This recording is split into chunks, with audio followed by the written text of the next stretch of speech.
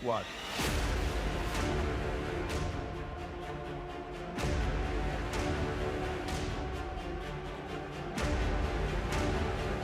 Saving the day. Can't believe it! Look at this!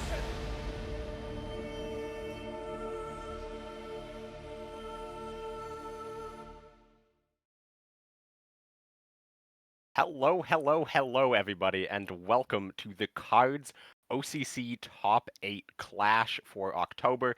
I'm joined here by my fellow casters, Thanatron Cornguy, and the still pitcher of Berto Burrito, and I myself am Jking 7, and we are here today to bring you a very exciting Top 8 bracket here. We have quite a few very competitive players. And honestly, we have quite a few interesting matchups, and as we'll get into in just a second here, we have quite a few interesting decks. So if we pull up the bracket here, we can take a quick look at the 8 players that we have here competing today. Up in the top matchup, we have 66 Berto versus Pipit. That's going to be a very fun one to watch. I'm very excited to see what the shenanigans of Pipit, how that's going to match up into the absolute competitive beast that is 66 Berto. Then the next matchup is No 5 versus Tonion. Tonion is making a name for himself, going up against a veteran No 5. Then we have Taboo versus Dr. Leo. This is, of course, Leo from past World Championship and OCC fame coming up against Taboo. That's going to be another very fun one to watch. And then in the bottom there, we have Head versus Zyer, two classic players. So, as you can see, very stacked bracket here. Now, let's start getting into some of these decks and these players. And let's start with you, Thanatron. Why don't you walk us through Head's decks and Head's player card? Yeah, absolutely. Let's go ahead and take a look at Head's player card here. We see just a ridiculous 73% win rate on 700 matches. Some really impressive stats, finishing the season at 8th. Let's take a look at what Head has brought to utilize today. So we first see a pretty standard Jagger list, something that every KARDS player or fan is probably pretty familiar with. We see the 2 Blitzkriegs that have sort of been the big pop-off potential for this deck for a very long time, or for other decks actually. Jagger traditionally not using Blitzkrieg, doesn't really need it so often, but these newer Jagger decks kind of utilizing it for that massive damage potential on a single turn. So really interesting to see there. And of course, Big Plains to finish everything out with his single Dragon Slayer and Big Sheetan. We've obviously seen those finish a lot of matches for the Jagger player. Moving on, we have a German US deck that is pretty mid-rangey. We also have some Big Plains here, like the Zadora, and of course, the Comet is something that can absolutely turn and finish games for you. We do see only 2 for freedoms. I'm sorry, 2. We can only take 2 for freedoms. Pretty standard list otherwise, but definitely something that has been floating around and is quite good. And the new Pack 40s providing a little bit of targeted removal as well. And then lastly, we have a US German deck. And this is something very akin to the classic frontline that a lot of people have played for years now. Again, 2 big Blitzkriegs. We got a couple of Hellcats in there as well for big blitz potential, and the classic We Can Do It and Strategic Bomb rounding out that deck with the 2 big orders for a little bit of health, a little bit of damage, depending on what you need. Some really classic stuff here from Head, and definitely someone who knows how to wield these 3 decks. All right, thank you for that.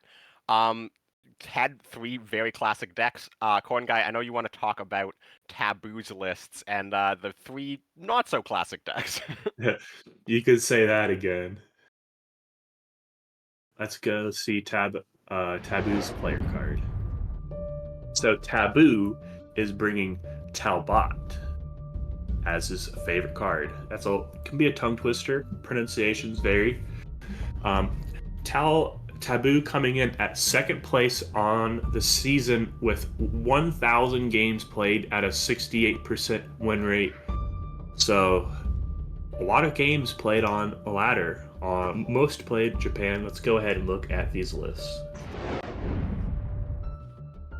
Alrighty, folks. I hope you are sitting down looking at these lists so that you don't fall over. We got a Britain, France mill list trying to make you lose on fatigue with your compromise, defend in depth, phony war, sabotage for stealing other opponents win conditions at the end of the game. There is no honor and loyalty, which has been a pretty standard mill card. However, we're sacrificing that for just hard removal with defend in depth. We gotta highlight this HMS Talbot coming in the UK slot, as well as a National Fire Service has 2 cards trying to delay damage or outright loss on your own HQ. Definitely just trying to stay alive for as long as possible. I have played a little bit of Brit France on ladder recently, so I'm a little bit skeptical of my own ability to play it. So this will be, interesting if it does well today. Moving over, we have a little refreshing, just a standard US UK ramp list. We got this traditional early, Jasco. We want a War Machine. We want a Pathfinders. We do have a Marauder in the list. A 3/4 heavy armor bomber. Pretty good value for 4K. And it will be allowing Glamour Boys to heal for 8 and 3/32 to heal for 4 and gain 2 credit slots if it is on the board when those are played. And then looking to finish with its high value units that it is either got from production order, Bomber Mafia, or just outright its research. Moving over to this German France list, a little bit newer take on German France, because when you think German France mill, there are some French cards that come to mind. Defend in depth, compromise, and phony war. We're running 3 sabotages. It's not out of the ordinary, but the Germany slots that Taboo has paired in this German France list, they gotta be discussed, right? So we have 1 Careless Talk, 2 Dive Bombings, 2 Geberg's Pioneers, 1 just Raw Pack 36. So this is some interesting 1-drops coming out. And then we have 3 Reichsbanks. So it just looks like we're trying to get some extra early value in the credit slots, and then Maelstrom Leopold, and then just control the tempo of the game from there. I haven't seen anything like this recent memory, so if he's cracked the code, watch out, all you ladder people. But if not, I guess watch out, all you ladder people. So yeah, these are Taboo's lists, and very interesting lists. So yeah, thanks. All right, thank you for that, Corn Guy. And now let's go to Berto Burrito. Why don't you walk us through the decks of potentially Rising Star Tonion? I would be happy to. So first off, we have the player card. Tonion has his favorite card as 20 Panzer Grenadier, recently nerfed, but still very powerful. And he finished in 5th place with a 71% win rate, with 650 games. Now, first up here, we have a Jagro list, and it is pretty standard. Running 3 copies of Shibata Regiment, 4 expansions, lots of these really solid cards that make this deck so consistent, and of course, topping it off with 2 top copies of 20 Panzer Grenadier. It is his favorite card. And next up, we have a Brit-US ramp, going a little different way than the other players we've seen so far, who have mostly been playing the US main, and getting value out of that Marauder, which of course is an elite to combo with the Glamour Boys. But when you go Britain main, you get a lot of good stuff. Well, you get the Sexton, you get the Wave After Wave, you get the Wellington, Churchill. I really like this direction with the Brit main. And then finally, we have a US-Germany frontline being a little cheeky with one copy of In the Navy. We'll see if he's able to catch anyone off guard with that, ruin any Schützen trades or anything of that sort. And another thing is that he's running Stars and Stripes, which I find interesting. This used to be a little bit of a tech against air and control, and now it can feel a little riskier to run it, because what if you play the mirror match or you play against Jagro? Sometimes the card gets stuck in your hand. But he's showing confidence bringing it, saying, I'm going to keep you in the back line, and that's going to make my Stars and Stripes very powerful. Alrighty, well, we'll have to see if that works out for him. And now I will walk us through XY Losers decks. So XY Loser, obviously, very well-known name. He shows up to OCCs every now and then, and when he does, he typically makes a pretty deep run. So let's take a look at how he got here and the decks he's going to try to make said deep run with. So here we go, 423 total matches, so quite a bit less than some of the other players we've seen, 68% win rate, finishing the season at 23rd most played in Japan. He just came here, got into qualifiers, and then obviously made his way through qualifiers, and favorite card, 980 Volksgrenadiers, just a 3-cost, 3/6 vanilla infantry unit. This used to see a lot of competitive play. Maybe we'll see competitive play in the future. Maybe Xyloser brought it here today. Let's take a look at his decks and find out, although I kind of doubt it. So his first deck here is just a classic US Britain ramp deck. Now, we've seen US Britain ramp built in a number of different ways, and you see some similarities in how it's built. The 2 Cromwells on top of the Glamour Boys here. He's going a bit heavier with this list with a copy of Cameroonians, just for a little extra draw on top of that, and then he's thrown in a bit more pin than most of these US decks have for that Cromwell suppress synergy, with 1 copy of Naval Power, 2 copies of Enemy Contact. This will also help him control the early game. And then just the classic ramp package with a very interesting one of Thunderbolt in the deck coming in here at 5 credits. We'll see if that's going to make a big difference, potentially stopping some bombers from any air decks from just avoiding these big guards. Moving on to his second deck, it's a pretty spicy Japan Soviet aggro with 2 copies of Push, 3 copies of Red Dawn, 3 copies of Bloody Sickle.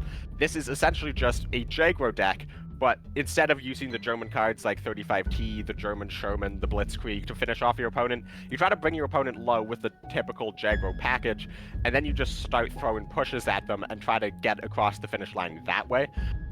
So it's a very interesting deck. There's obviously some additional synergies with this, with the 2 copies of Winter Warfare combining with the Recons and the Scouting Party, a very classic self-damage draw package to get him deeper into that deck, try to find those extra Red Dawns, that second push, whatever it is he needs to get across the finish line. And then his third deck is honestly a classic deck, a classic Xyloser deck to come back to join us. It is a Britain-Japan pin deck with no clear win condition now that Commonwealth has been rotated. So essentially what this deck is trying to do is just constantly pin everything the opponent has on the board all the time, every turn, while just getting in a little bit of chip damage with the handful of units you run in the deck. And to help get there, this deck now has 2 copies of Forced Surrender, which is a card that it's been out for a while, but it hasn't necessarily seen a ton of competitive play yet, even though it's an incredibly powerful card because it can allow you to entirely pin a board for 2 consecutive turns. And that's going to give you the time to get in that chip damage with the Suisses, the Sexton, the Wellington.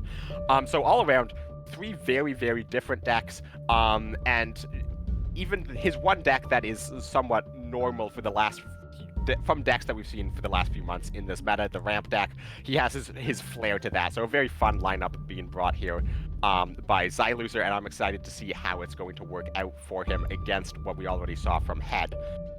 But now let's go back and let's take a look at what none other than No 1-5 is bringing here for us today. And Thanatron, why don't you walk us through that? Yeah, absolutely. So, no and 5, no stranger to a cards tournament whatsoever, and no stranger to a war machine. Both of those things have become very associated with this player. An excellent stalwart has been here many times. Happy to see him again today. 450 big matches with another incredible 70% win rate. Let's go ahead and take a look at what he brought today.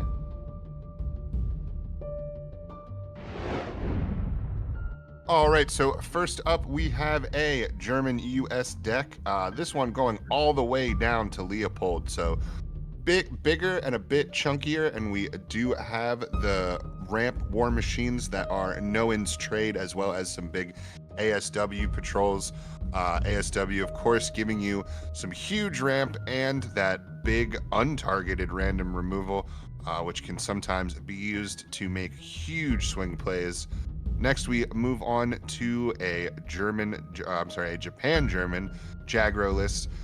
We see more of a classic take here without the Blitzkriegs, but we do see two big combined arms that could definitely be used with all these tanks to cause some trouble and make some big, fast units to get that last bit of damage across for Jagro. And then lastly, we see something that Noen has embraced quite a bit over the past few months, and that is this new form of Brit Air with the Soviet ally, taking the full stack of Claim the Skies. Claim the Skies being a very big card for that deck, forcing a fight with a particular unit, so kind of able to be used as almost a buff and targeted removal in the same breath. Very powerful card. And then we also see some big planes as well. I was looking for a Pedoyakov. I thought I saw one, but I do not. So definitely interesting as well. And then the one Patriotic Firestorm, of course, a very old staple all the way back from the Artie days. Something to make that backline suddenly be something that can kill you in one turn.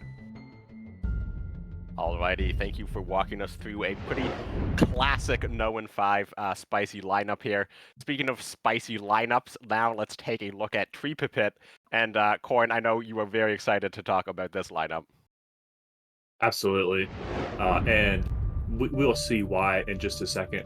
Tree Pipit coming out here with just 329 games played at a 66% win rate. Good for 30th, and just win on the quals. Most played bringing is Germany. My favorite card is the AA gun, which is a very classic card for Tree Pipit in his terms of he loves to counter the meta rather than play the outright meta. And you know, when Brit Air is meta, he likes to bring the AA gun. So let's go ahead and look at Tree Pipit's list.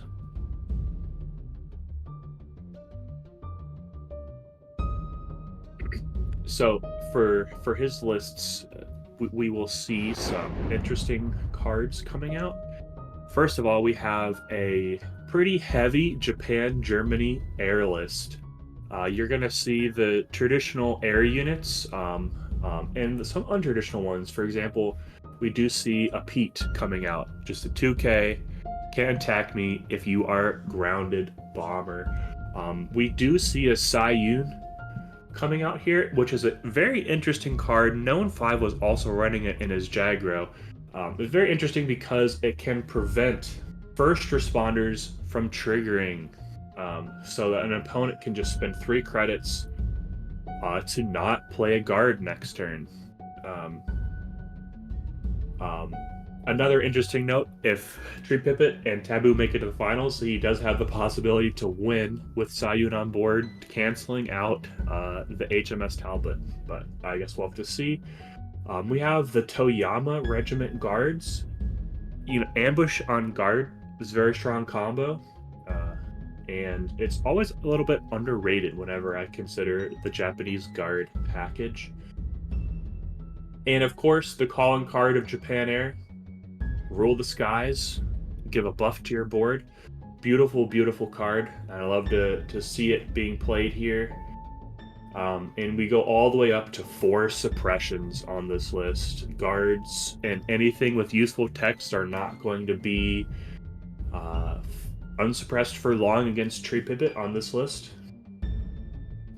So let's go ahead and move over to this Brit-Germany control list. You can see various people have been cooking up different combos of this Brit-German control, and it's looking like it's a little bit more unit-based. There's no annihilations to run things out. We do have a one unexpected resistance to make people cautious when they're moving units to the front line. 2 first responders, for some guard coming out, pretty sneakily as a countermeasure. And then we got some top end. We got some FWs. We got Lancaster, Wellington, some big air units coming in with the support of 4 suppressions as well. So far, we have 8 suppressions being brought by Tree Pipit. And now moving over to more of a standard idea of the German-US mid-range list. We do have Blitz Doctrine coming out. I was looking, there's no Reichsbank, so we're not going to have the pop-off with Blitz Doctrine cards. There's just a Reich research.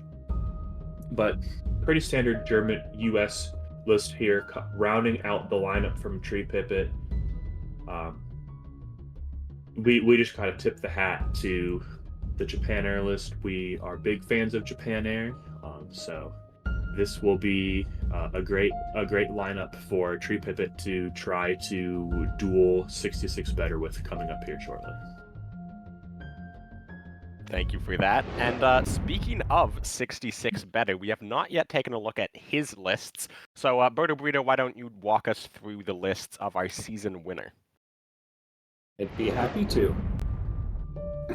First off, we have the player card, where we see 66 Better has chosen Close Air Support as his favorite card. Classic Brit Air staple. And 66 Better has decided to go and finish the season in first with only 420 games and a 72% win rate. Now, if we take a look at his lists, I think we might see what one of the decks that he achieved that win rate on in this Jagro list, which Japan was his most played nation. And it's a very interesting list here. He has a lot of one-ofs. 1 Blitz Doctrine, 1 22nd Infantry, 1 Shibata.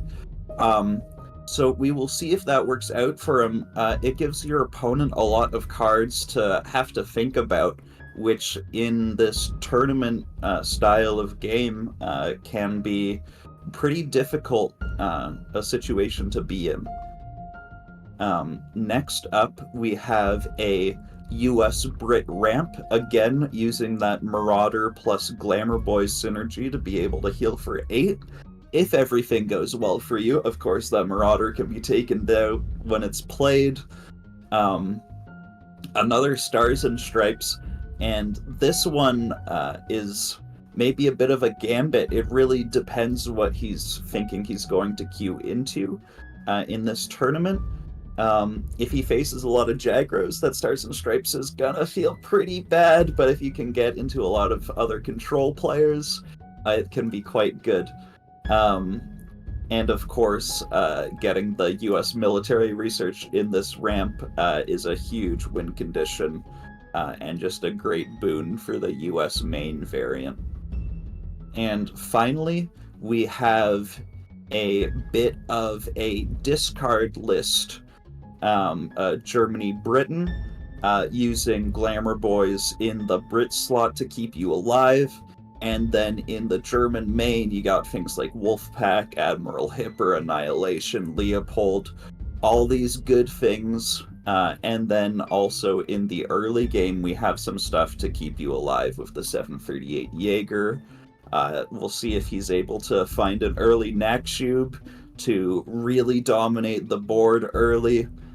This is a very potent and dangerous deck. There's even a single copy of Air Power from the Britain side, just in case somebody goes off a little too much with their Blitz Doctrines. I'm excited to see how this deck performs. I'm also going to be very excited to see how this deck performs. And speaking of discard, if you like discard, then you're going to like Dr. Leo's lineup, which I will walk you through here. Now, Dr. Leo, or Leo as he was formerly known, is he's a pretty solid player. Obviously, he has some big tournament wins under his belt, and he's a player who really likes to focus on control decks. And once we get into his decks, we will, take a look at the control package he has decided to bring here today. But first, let's take a look at his player card. And I believe this is by a pretty substantial amount, the fewest games out of anybody here today, just 276, coming in with a season finish of 33rd, just scraping into that top 34. However, doing quite well for himself in the qualifier Swiss round. Favorite card, Leopold, most played Germany. Now, is this going to be the same as the most played Germany that other players have had, with a lot of German US midrange, a lot of German Japan midrange going around? Well, let's jump into his decks and take a look at what type of German deck Leo likes to play. And I can tell you right now that it's not going to be something particularly aggressive. Here we go. Something that is particularly aggressive is his first deck here. It is going to be the classic Japan-German aggro deck, with the sort of the tech inclusion that everybody's sort of going for right now, which is 2 suppression, and then to sort of support that, he's running the 2 Key 27 Nates on top of just the regular air units that you end up running in Jaguar regardless, like the Aichi off of Audacity, the Shiden, and then a very interesting tech inclusion here is the 1 copy of Take Liberty. This is a card that we don't see a lot of players running, but it could definitely be quite good into some of the matchups we have here today, to either shuffle back your opponent's hand or to draw a full hand back yourself if your opponent has been discarding your hand or you just haven't had a great draw. So that's going to be a very fun tech inclusion to see if it ends up paying off. And then we moved on to his second deck, which is Britain-German discard. So this is a very old archetype, however he's running very new cards in it. He has 2 copies of Blitz Doctrine, 2 copies of First Responders, 3 copies of Reichsbank, and a copy of Pack 40, really embracing the cards people like to play right now, however doing so with the full discard package here. Also an interesting inclusion as a bit of anti-aggro, as well as synergizing with the Cromwell, is the Desert Rats, 3 copies of it. I think we saw 1 copy of Desert Rats in an earlier list. Dr. Leo saying, you know what, I'm leaning all in on that. I like the ping, I like the pin, I like the suppress. I want 3 copies of Desert Rats. That's going to be really fun to see how it works out. And then to mirror the Britain-German discard, we have a German-Britain discard, which is running a lot of the same cards. We see the Blitz Doctrine SPAC, we see the MI5s, the First Responders, the Glamour Boys, of course, the discard package itself to just limit the opponent's hand size. Although, interestingly, not leaning all the way in on the discard, not running the Wolf Packs, but still relying on the MI5s, the Hippers, the Annihilations to go after the opponent's hand size, and then just the very solid German cards that people are really liking in this meta right now. The Panzer Grenadiers, the Pack 40s, and then I really like this copy of Skybearers in here, teching for the meta. There's a lot of air units going around in a lot of different decks, so this is just a very all-around solid pick. And honestly, I really like watching discard being played, and I think Dr. Leo is going to be an amazing pilot for these decks. So I'm very excited about all of this. So let's come back, and then anybody have any quick predictions? Corn, I know you drew up a fantasy bracket. Who do we think is going to be taking this OCC? My prediction has Head coming out on top. I'm titling today as Head's Revenge. Alrighty, Give me Leo. Give me Leo in the finals. I think he has brought some interesting stuff today. Leo, of course, no stranger to a competitive game, so a lot of trust in his ability as well. Give me Leo. Berto Burrito, what about you? Do you have any bold predictions for who's going to be taking it? I've got the mortgage on Tonion. I really need him to pull through today. Let's go, Tonion. All right, well, I'll put all my money on No in 5. I think he's got a very fun lineup here today, and I want to see as many games as possible on all of his different decks. But that's going to be it now for the pre-show. So thank you very much, Thanatron and Cornguy. We will be seeing you guys a little bit later. And Berto, Burrito, and I will be going to be covering our first game, which will be 66 better versus Pipit. So that's going to be a ton of fun. And we'll get into that in just a second. 2, 1.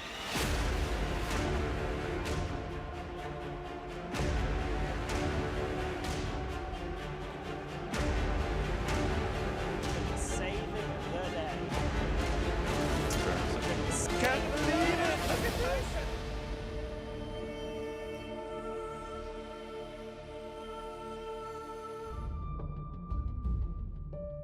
Alrighty, so we are here to bring you your coverage for our first game, 66 better versus Pipit. Now, we've already gone over the decks in a bit of detail here, but just a quick refresher, Pipit bringing those pretty spicy lineups, a lot of one-ofs, a lot of suppressions, and 66 better bringing a bit more of a meta approach here. Yeah, let's get into the... Excuse me. Let's get into the bans. Let's see what our players are banning here, and we see it's going to be that Britain deck from Pipit being banned out. That is, of course, his Britain-German air deck. We're honestly quite surprised to see that deck being banned. What do you think about this, Berto? Well, I'm sad about seeing that deck being banned because, it's really unique in this tournament here and in the meta as a whole right now. But I think that it is kind of reasonable because Air can just get a win against Jagro by starting off with a bomber if they go first. I think we've all experienced that sort of situation where it's so hard to come back from that.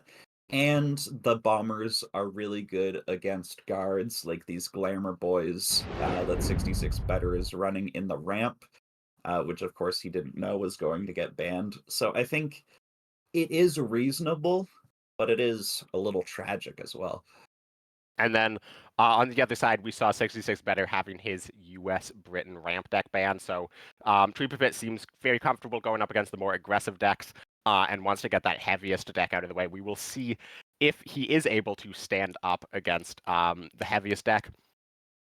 And yeah, I mean, it is very sad to see that Britain-German air deck going out from Tree. I was very excited to see an air deck without close air support. It's been a very long time since we've seen that. Probably not since Japan Britain air. And I don't think we've ever really seen a Britain air deck without close air support. I really wanted to see what Tree is cooking, but if he wins this, we might get to see what he's cooking in the semifinals. But first, he has to get through 66 better in the quarterfinals, and that's a pretty hard beat. 66 better has a very good track record in OCC quarterfinals. And first game here is going to be German USA mid-range from Tree versus 66 better on his favorite deck, Jagro.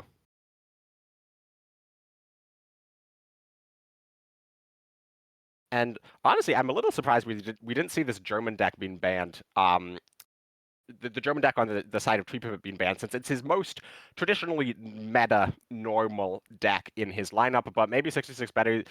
You know what? He's played against German US a lot. He feels comfortable in the matchup, and he's going to need to feel comfortable in this matchup because we see Tree keeping the 164th. Going first. Perhaps 66 better is saying, I mean, it's Pipit, so if it's the meta lineup, he's not as practiced on it because he's not going to be playing that much on ladder, right? It's Pipit. A little bit of a call out, perhaps. Yeah. And the War Machine on 2, that's scary. With the 164th on 1 to stop the front line, stop any early damage from racking up. I was kind of curious to see if he was going to push the 164th or not. There's this very big meta around what you do with 164th on 1 into certain matchups. He's saying, I'm just going to push it just to stop anything, stop any chip damage, anything at all, because I want a War Machine on 2. And that's exactly what he does.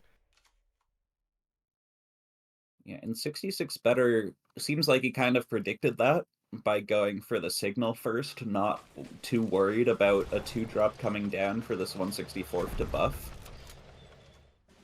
And this Type 94 is going to let him start getting damage into the HQ directly, but Tweepipit most likely going to just drop an on-curve pack 40 coming out on turn 3, and it will even draw a card off the Type 94.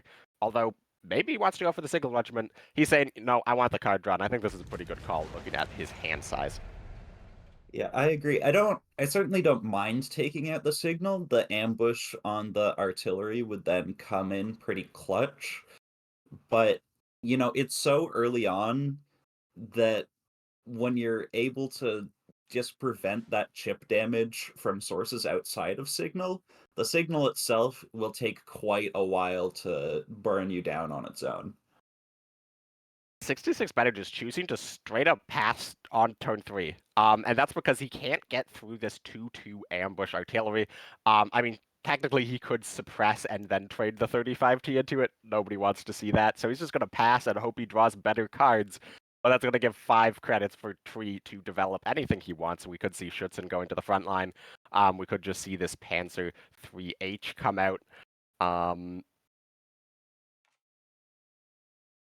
Yeah, it's not obvious that 66 better is going to find anything that improves his situation. Sometimes like you pass a turn and you already see what's coming up, like a bombing raid maybe that is going to help you out, but there is nothing you can see here unless he's taking a peek at the little next few cards of his deck. Maybe he's got a desperate measures coming, maybe a bombing raid. But it needs to be something pretty spectacular. Yeah, I mean, with Japan, specifically Jaguar, I feel like you could oftentimes just sort of sit back because you do have such strong swing cards with the Desperate Measures, the Bombing Raid, the Audacity, if you can find it. And even if you can't, all of your cards cost so little that, like, once you get up to 6 credits, you can just sort of play out your entire hand. So, it does give Tree the ability to develop. Last turn, he took out the Signal Regiment and played the Jaeger, a pretty slow turn compared to what he could have done. This turn, we'll see, does he push up the Panzer Grenadiers? I think that's what I would like. He seems to just be trying to get the most value out of these opportunities being given up. Doesn't want to commit too much to the board in case there is a big desperate measure. So instead, he's just going to go for the Blitz Doctrine and then most likely get the Contest Doctrine off. Decides, said, you know what, I do want units on the board and goes for the Panzer 3H. What do you think of this line of how Tweepipit has been navigating the cards in his hand with 66 better just passing on turn 3 and 4 with an increasing hand size of his own? I kind of feel like he chose the middle ground between two better options here, to be honest. I feel like the Contest Doctrine coming down, it really sets you up with, increased value for the rest of the game. That would have been very powerful for him. Or if you just go with the Panzer Grenadier, you have an artillery and an infantry on board. You can get a 5/5 tank, and you can try to close out the game early. So I would have liked to see one of those plays a little more, but it's kind of hard to do any wrong from this position because 66 better has just lost out on so much tempo due to the pack 40. Yep. Now on Tweepipit's turn 6, now he goes for the Contest Doctrine, and he can just get 2 big units to the front line. He can try to get the value off on the pack 40. That's what he's going to go for. Either way, it's not looking particularly easy for 66 better to kill this pack 40. The flak, rather than just pushing the Panzer 3H, is going to allow 66 better to either destroy the pack 40 or go for the expansion draw here. And I think you have to go for the expansion draw. I think so. I think you're pretty committed to finding desperate measures to get you back in this game. Yep, and expansion finds expansion, and that's going to pick up Audacity and the third 35T. So certainly not bad cards in 66 Better's hand. I mean, there's not really any bad cards in his entire deck. It's Jagro. But not really the cards that he needs, and Tree is finding the way in his hand to put as few stats on the board as possible. However, through doing that, it's through developing his hand and making the future units he plays bigger. So, you know, even if he doesn't necessarily have just an absolutely crushing board state now, even if Tree finds a way to clear this, or 66 Better finds a way of clearing Tree's board, Tree can just simply answer with a firebomb and start throwing back down tons of stats onto the board. Audacity's going to hit the pack 40, so that's going to finally take out this artillery that's been on the board since turn 3. However, it feels like it's a little too late. Yeah, certainly. And even the sudden strike to deny more draw. And Firebomb, I think, is quite reasonable here to just apply max pressure. And you get to deal 6 to the HQ, bring 66 Better down to 9. Yeah, setting up lethal. And these are not the cards to do it for 66 Better. Not that there are really cards he could have found that get him out of the situation here at all. He can out of the mist the Panzer 3H, maybe pick up a Desperate Measures, and then maybe with trading and Desperate Measures on the following turn, he can get to the front line and then top deck an expansion maybe. He takes the Jaeger. There is only one expansion left for 66 Better. He's only running 3 copies of the card. This is lethal with the just Panzer Grenadiers 35T, because the 35T gets the +1/+1 from the combined arms. Tree misses it, but it's not going to matter at all. Because, yeah, even if you had Desperate Measures and Bombing Raid here, you would still barely get into the front line. And that's just going to be it. 66 Better, you know, getting rank 1 with Jagro, but he was probably not playing against Tree in those matches. And Tree, very strong start, and 66 Better couldn't really get a win across with that deck. And a bit of a mix-up on this graphic right now. But Tree now has he's up 1-0 against 66 Better. I mean, as much as I wanted to see Tree's decks go far, I honestly, in my prediction, had a 66 Better winning 2-0. So we'll see if Tree can go all the way, or if 66 Better will bounce back. Tree now has his Japan-German air deck, sort of air control deck. And honestly, it's off meta, but looking at the cards in this deck, I could see it getting a win. It's certainly possible. My worry is that it doesn't really start on turn 1 exactly. You're sort of waiting till turn 2 to play some of these cards, these Kurumes, and then it really starts to pick up around turn 3. So we'll see if that causes any deficit in the early game that Tree needs to come back from. Yeah. Or if he just runs over his opponent again. Yeah. And there is a very, very specific cards in his deck that he could find early, particularly into Jagro. Like he could get an early Arado Air Superiority, or his 1 copy of the Volksgrenadier for a 2/5 guard on turn 2.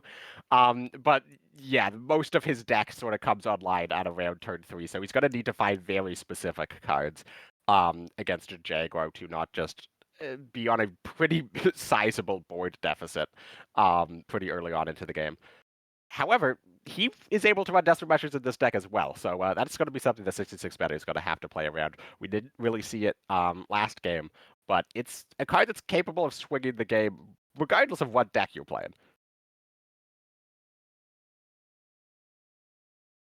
Yeah, and something I'm not sure if we've seen in the OCC before. We have Pete and Sayun in the same deck. I think we've seen a sprinkling of Sayun before, but these cards are so similar in my mind that they're almost part of like this mini 2-card cycle for me. These planes that have these little stipulations about what's able to kill them. And when you have ruleless guys, that can really come in a big way to be able to have a little bit more survivability on these units. And we are into game 2. There was just a few issues with spectator mode, so we're in on turn 4. And it is going to be 66 better on his German mid-range list. And Tree, obviously on his Japan-German air control list, and looking like a pretty good board spot. He's capable of putting out some damage. He's just played down another Zyer. We saw that one of Sky Barons coming out from 66 better to take out the first one. And we can't yet see the hand from 66 better, but it's hard to imagine what hand stops this pain train of planes hitting you in the face every turn. And we see he had in hand already. Yeah, 66 better. He's probably gonna start with an action. Whatever he's doing. He needs extra credits at this point. Yeah, and there's so many cards in hand that you can't even really just play like a Panzer Grenadiers. Ooh, and just a pack 40 to not shoot anything down. You don't love to see that. Yeah, there's not a lot of cards in Pipit's deck and 0 cards in his hand that can be targeted by the pack 40. However, this is just going to walk immediately into the Raiding Brigade. And I would imagine we're going to see that Zyer swing face again, maybe the air superiority to take out the Jaeger if he wants to get the front line. He's going to leave that up.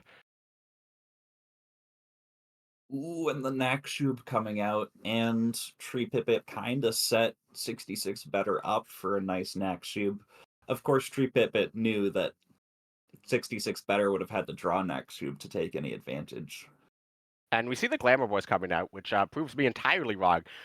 I completely forgot that we also see discard from 66 better. That's going to give him a little bit more staying power in this matchup by just stalling down the pain. But the suppression, there's 4 of those in Tree Pipit's deck, and that's a Winter Regiment now to the front line. There's just too many threats to answer simultaneously. Fortification is going to be a great pickup. Not for this turn, but in the coming turns, where Tree's just going to try to burn 66 better out of this game. So it looks like the air power will be forced out of 66 better to take out this Winter Regiment, perhaps? Yeah, with Devil's Brigade, he can clear both threats that are able to hit the front line. It's not a great trade. Like, you don't feel fantastic about it, and we might just see Heian come down and hit face because, I mean, what else are you going to do? And this can be answered by Panzer Grenadiers and then even push units into the front line. However, if you do that, you are dead to, a second Heian. Tree is running only 1 in the deck. So you're pretty confident you're not dead from this point. There might be like a bombing raid desperate measures. I could certainly see 66 better coming back from this one. Nakshub helping out a lot. The Glamour Boys, of course, helping out a ton. She didn't pick up from Tree. He's 1 damage off lethal here. And he can just go for the Takasagi and like pack 40, take out the Nakshub, stop the extra credits. He could go for the reduced cost Empire of the Sun. In a recent patch, it was reduced from 10 cost back to 9 cost. So he could go for that, refill his hand a little bit. I kind of like Takasagi, pack 40, the Nakshub, and you can trade off the Glamour Boys. Pack 40 also sets up lethal with Shiden. Yeah, that's a great point. And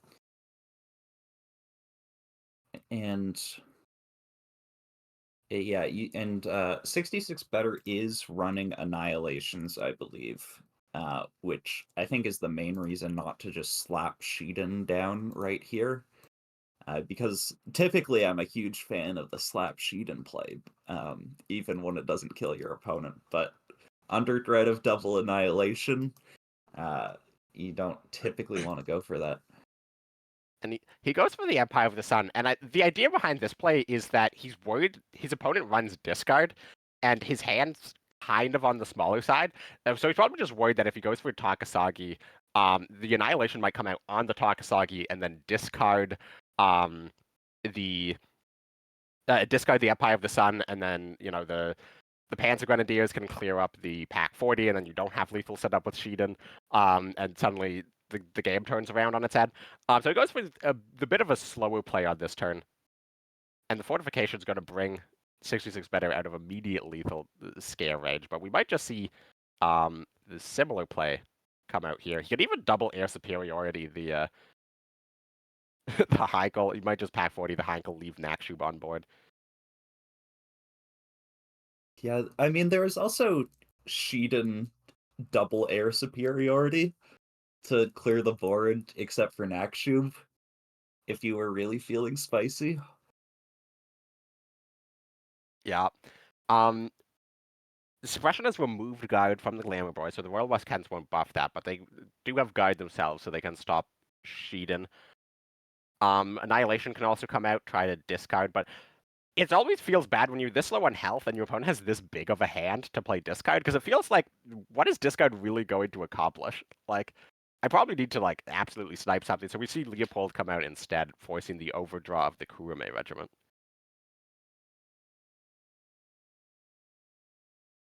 This is a bit of an awkward situation to deal with, because just nothing lines up all too well against this Leopold.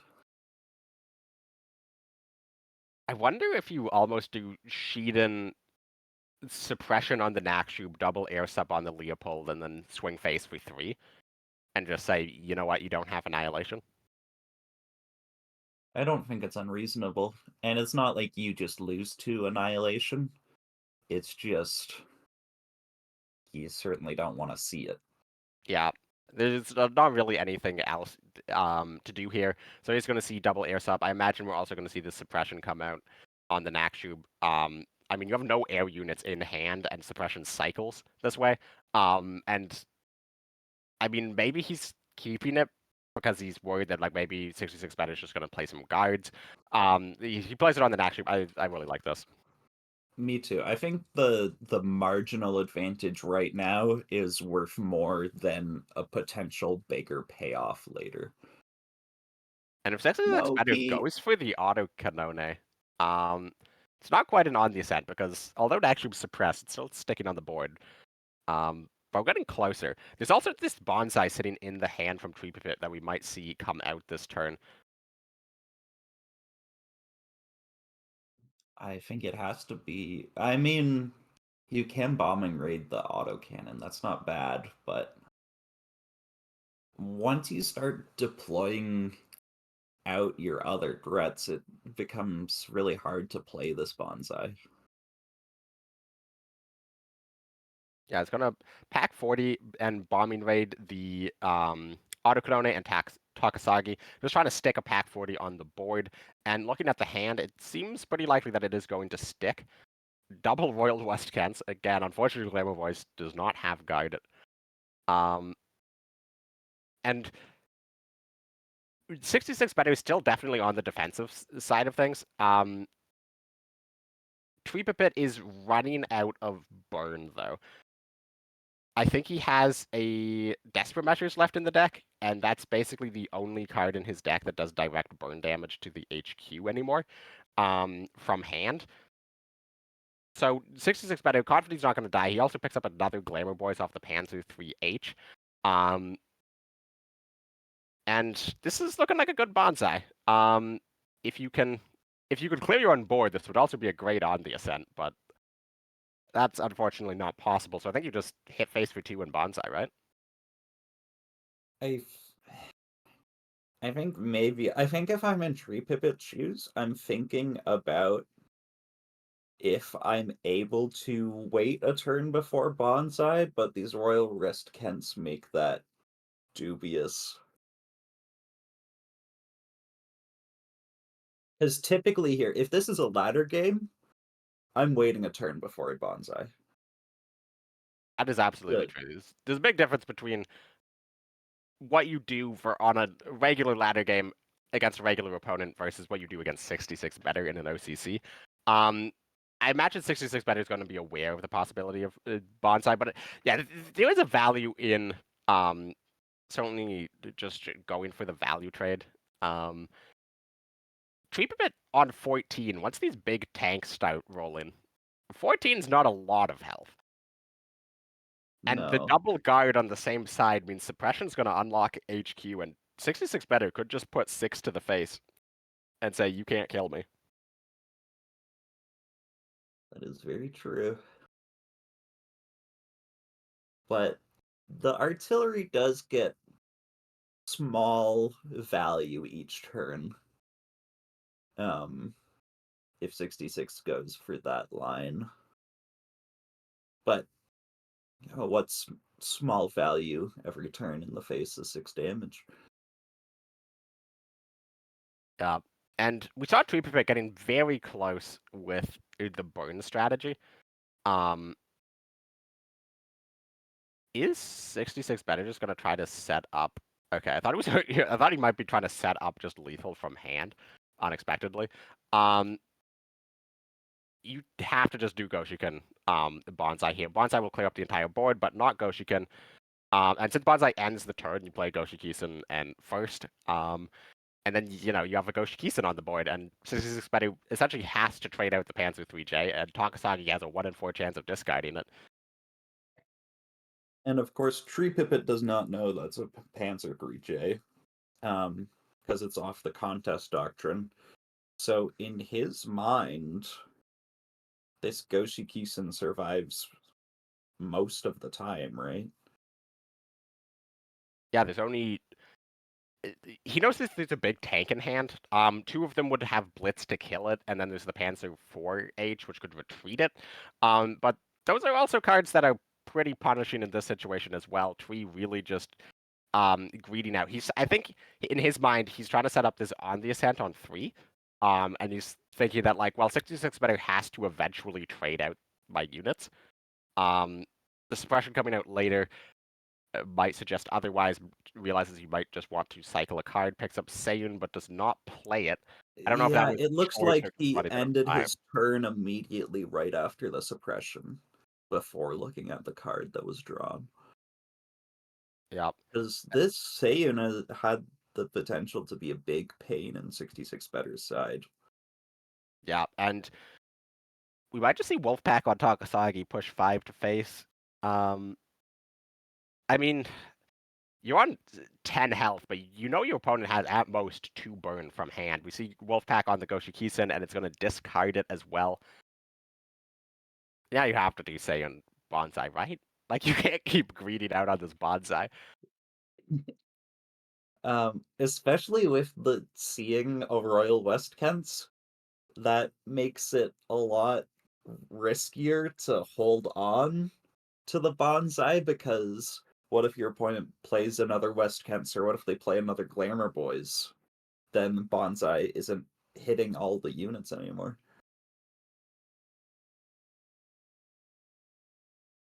Yeah, he's hovering over it. He doesn't want to play it, because that is leaving your HQ unguarded. Your opponent has a big tank in hand on top of their 2 other cards. Your hand size is getting pretty small, and your opponent's playing discard.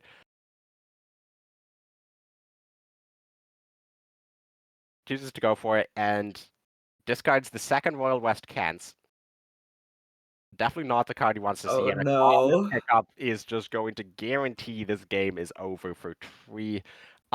Tree has no way to end the game quickly. I mean, I guess he could technically top deck like Takasagi number 2. He doesn't have a second Takasaki. It's only... Oh! That's something. Oh, I the Volt's got a suppose. deer. He's still dead on board, however. Yeah, you want a suppression first, surely. Wait, that Oh, yeah, that but right, sort suppression of a reduces blitz, of this. course. Yeah, it reduces the stats, and he picks up the Toyama Regiment. Okay. I think he's trying to figure out if there's a way that he can on the ascent this. Get a pack 40, be able to put Zyer to face. The answer is no, you can't. But obviously, Tree does not know the last card in 66 Better's hand is Comet, which is one of the few cards in 66 Better's deck that allows him to push HQ damage. However, he puts both guards on the same side again, not learning his lesson perhaps from the suppression, but that is a one-of in the deck, so there's no punish for it this time. MI5 top deck into second Blitz Doctrine. That's pretty gross. That's Yeah. about the best 2 cards in succession you can have. Picks the biggest unit you can get off the Blitz Doctrine, the Panzer 3L. That's going to come down as a 4/6 Blitz at the moment, a 5/7 Blitz if he gets the second Contest Doctrine off.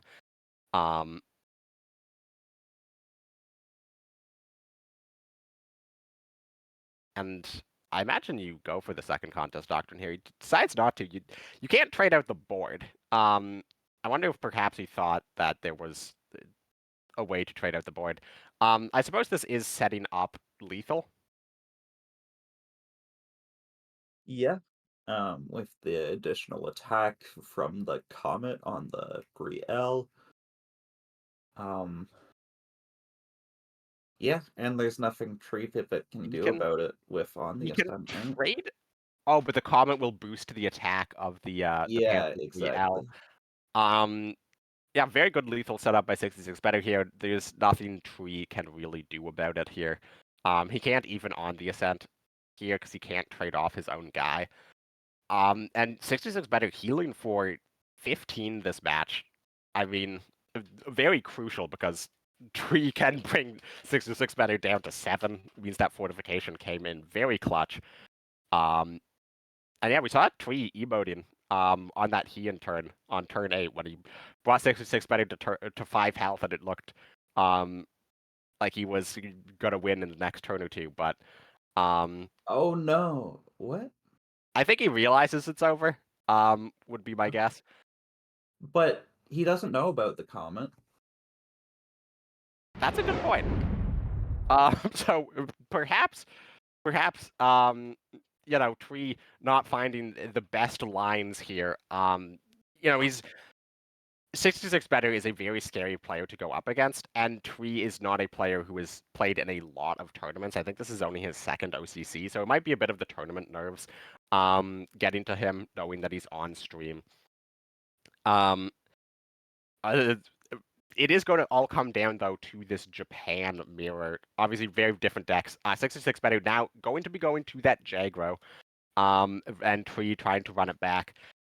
And I mean, I think this is a much more winnable matchup for 66 or for Tree Pipit. I think this is probably going to be the easier one. The Japan deck, I imagine, struggles to get through the Glamour Boys, the healing, and the guard, and then just the value that the German deck was able to put out. It looked like he had a very strong opener and got close, but wasn't really able to finish it.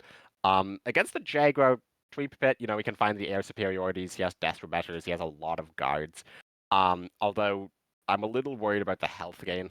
If 66 Better gets to a strong start, you might just be able to burn him out. And then 66 Better is, just going to try to get the tempo plays, get the chip damage in, and burn out 66 Better, or Tree Pipit.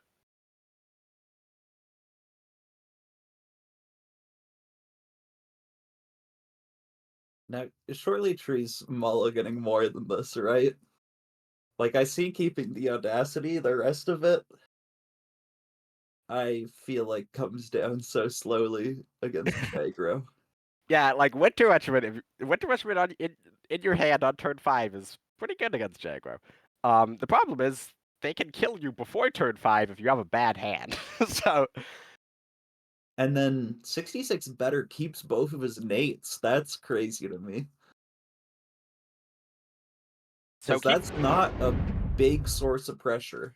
Yeah, keeping the Winter Regiment's gonna pay off because 626 Better has no 1-drops. Yeah, well, he can get some now, I suppose. Yep. And if he misses the one-drop infantry here, this could be pretty bad. Like, if he hits a Sonya, you're not feeling too happy here. Gets the Recon. That's a pretty good card. So we imagine we're just going to see Recon 35T hit face. And he says no, he's going to Really? go for the second mate.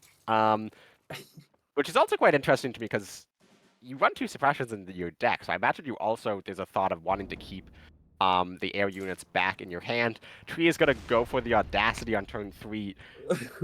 And it's very rare that Audacity on turn 3 is the wrong play. However, it's going to be immediately answered by the Audacity of 66 better, and he who Audacity's last, Audacity's better, is going to take out the Aichi from Tree. Pack 40 can take out the Recon, deny the draw, deny the unit in the front line for the expansion. However, it is just going to immediately be taken out by the Bomber. Not going to see quite as many issues getting rid of this Pack 40 as in Game 1. Now, there's... I suppose from 66 Better's side, now... He might not play the 35T because he's playing around Desperate, but it enables the On the Ascent. Yeah, on the Ascent, and Himeji can come out as a 1-1. I think this is officially the most Himejis we've seen played in a single game of KARDS OCC at 2. Yeah, and that makes it... Himeji, you already... It's the card that you feel the most bad about getting off of Nate, right? And And then Himeji that plays card. into On the Ascent? That's even worse. And this Himeji might be a hero in the end if it's able to get to the front line to enable this expansion sitting in the hand of 66 better. He's going to hold off on the 35T again.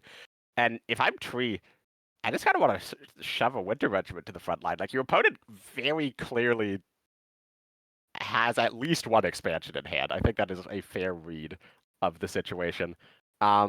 Maybe you're afraid of your opponent's Winter Regiment, though. That would be pretty backbreaking if he has his one of Winter Regiment in his hand, Yeah, which is a and possibility.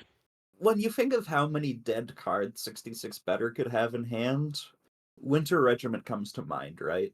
So I like just hitting him with an FW and saying, Yeah. if you have commit the reserves, fine. If you get your draw off, it's okay. I've gotten a lot of tempo. Yeah. And the hand from 66 Better is just... It's the type of hand that you're fine to have if you've, like, brought your opponent to 10 with 1-drop 35T, 2 more 1-drops, expansion, like Jago typically wants to start with. But his start has been incredibly slow. He's dealt no damage, and this hand is just not doing it. The Type 93 coming out would be a little weird to me. He chooses to just hold back. 66 Better, playing similarly to how he played in Game 1, just being very reserved. We might see the 4th Himeji Regiment played this game. Slayer. Yeah, I'd like this. He's got a mill at the start of his turn, but 66 Better is just about out of air units. If he's not just already out. Yeah, And we see the Dragon Slayer 2 key and the IT off the Audacity, and he runs 1 Errato and Sheeden. He has Errato and Sheeden. So 2 air units left in the deck for his 2 suppressions, but none in hand. Himeji coming down for the 4th time this game, along with the salvaged Aichi. Way more salvage going on in this game than I expected based on the amount of salvage run in either player's deck. So that's just the way it's worked out. And another cavalry pickup, not what you want to see from 66 Better. I think you just have to go for a Shinano this turn, though. I think you just have to dump your hand onto the board and say, if you have Desperate, you have Desperate. I guess you don't have to commit everything. But like maybe you probably want to suppress Takasagi. There's a way you can steal Takasagi with the Winter Regiment. gonna suppress it, doesn't salvage the Himeji for the 5th time. Missed value. And he gets his first damage in. This Signal Regiment obviously is going to get suppressed immediately.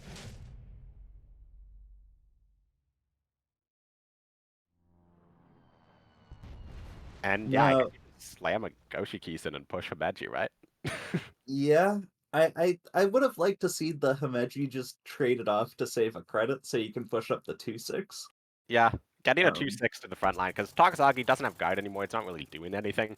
So just a 2/6 into the front line with 66 better. I guess he's, again, worried about that Winter Regiment potentially getting value. Although, if you do that, you just suppress the Takasaki and then kill Winter Regiment for free with the Goshi Kisen. The second suppression being picked up from 66 better, not what you want to see. And Jagro's, served him very well for taking rank 1 on ladder. It is not serving him particularly well here today, unfortunately for him. and I kind of feel like it all comes down to keeping those nades. Maybe he's thinking about their status as a fighter. It's a good blocker against things like Pete. And he just envisioned the game going differently. And that's something you need to be really careful about when you're playing against a deck that you've never played against before. It can be really easy to sort of imagine in your head how the game is going to play out, which you do have to do to some extent, but it can sometimes lead you astray in terms of how you think the unknown deck is going to play. Yeah, that's a very good point. Just thinking how, it's so easy to just look at a deck and see key cards and then imagine that, the game's going to revolve around this card being played, then this card being played, this card being played. But you're both playing 40-card decks. That's not how it's going to work out. It's easy to think of the best possible situation and the worst possible situation, but, 99% of the time it's going to land somewhere in the middle. And looks like Tree might just start pressuring damage into the face. You don't really want to play down Toyama, because if your opponent finds a way back into the game, it's going to be with Desperate and Bombing Raid, and Toyama dies to both. I would have liked to maybe see Kawadishi Seiyun on the other side of the HQ, Kawadishi next to the HQ, pressure face for 5. Put down a little more units while still playing around the board clear, but the Shiden is just going to, put a ton of pressure on 66 better, and he does not pick up the expansion. He picks up another Type 93. And, you can just go, face for 9 and play Bonsai, right? Yeah, that seems reasonable, and Tree Pipit agrees. And Tree is going to be, unless 66 better gets some top decks that don't exist in his deck, Tree taking down 66 better in the quarterfinals and moving on. And the 66 better, he doesn't win every OCC, but he almost always makes it at least to the semifinals. So, very big win from Tree Pipit. And, this is 66 better is a player who plays a lot of meta decks, plays against a lot of meta decks. I imagine it plays in a lot of practice circles, practicing against a lot of meta decks. Was not prepared for Tree's lineup here today. I think you rightly called out there was keeping the Nates in the mulligan, playing both of them early, really coming back to bite him. And yeah, we'll see Tree advancing in the bracket here. And we'll see if we, yeah. So, we'll see the bracket here in a second. Here it is. We see Tree taking it over 66 better 2-1, and then off stream, Noen with a 2-1 victory over Tantron. So we will see a Tree Pipit Noen semifinal. That's gonna be really fun to see. And now we will be throwing it to Cornguy and Thanatron to cover our second quarterfinal match, which is going to be the Taboo versus Dr. Leo. So I'm very excited to watch that, and I'm very excited to hear what Thanatron and Cornguy have to say about that match. Thank you. First of all, I have to say, Berto, if you need a place to stay, you're always welcome at the Cornguy residence. After Tanshan loses, that mortgage is not looking the best. But yeah, very, very nice win by Tree Pipit. And to think he got the win without even needing Rule the Skies, that's just so great from him. Really cool to see Tree come with as Jking kind of mentioned, something that's off meta. Basically almost like a Japan control, right? A lot of cards that don't have a history of seeing the OCC play, or at least not very often. Home defense, I think, got milled, but that's not a card that has seen a ton of meta play. Even Goshikin, really fun playing that has popped in and out of play, but definitely hasn't necessarily sustained. So really cool to see that. Really fun to see that deck go on, move on, and hopefully we get to see it played again. Absolutely. But let's go over to to Taboo and his opponent. First of all, my mind is just stuck on Taboo. Real fast, he has a Brit France mill, US Brit ramp, and Germany France mill. Go ahead and check out the pre-show for the more in-depth breakdown. But my prediction is that the Germany France list will not be banned. Yeah, really interesting stuff here, especially with the lack of honor and loyalties in these French mill deck lists. Kind of a staple. More relying on compromise. Compromise can definitely do some damage and also do some damage to obviously your deck, your hand size. But providing that health and that sustainability factor as well is really really important. And these mill decks, they don't play or pilot like a regular deck. They do definitely require some reps. They require some experience playing to those outs and to that deck. So we'll see how well Taboo can wield sort of the interesting stuff that he's brought. And of course, his opponent, no stranger to the game, Dr. Leo himself, the man, the myth, the legend. We have a really nice regular old Jagro list, flying two of the new suppressions, which is really nice for getting rid of some of those guards, making them not matter so much. A Brit German list, which almost looks like a return to some old school discard stuff here. The two MI5s, the two Annihilations, both definitely going to matter. No Wolfpack, though, which is interesting. The new Wolfpack, of course, being also a tempo play and a little bit of discard instead of just a double discard. I actually like quite a bit, so it's interesting that we haven't seen that much in the players today that have thought about discard. And then we have the reverse. The German Brit, of course, still taking your Devil's Brigades, because why not? They're so good. And then we see again the Glamour Boys and one Carpet Bombing in this, just to top end it out to get some of that AoE. And of course, your big Leopold. Really cool decks here. Some weighty, heavy decks by Leo. And it's going to be a really interesting matchup. Yeah, real fast. We gotta predict that the Jagro is going to get banned. And the German list eating a ban from Taboo. If this graphic is correct, which I have no reason to assume it's not, that is a shocking ban by Leo.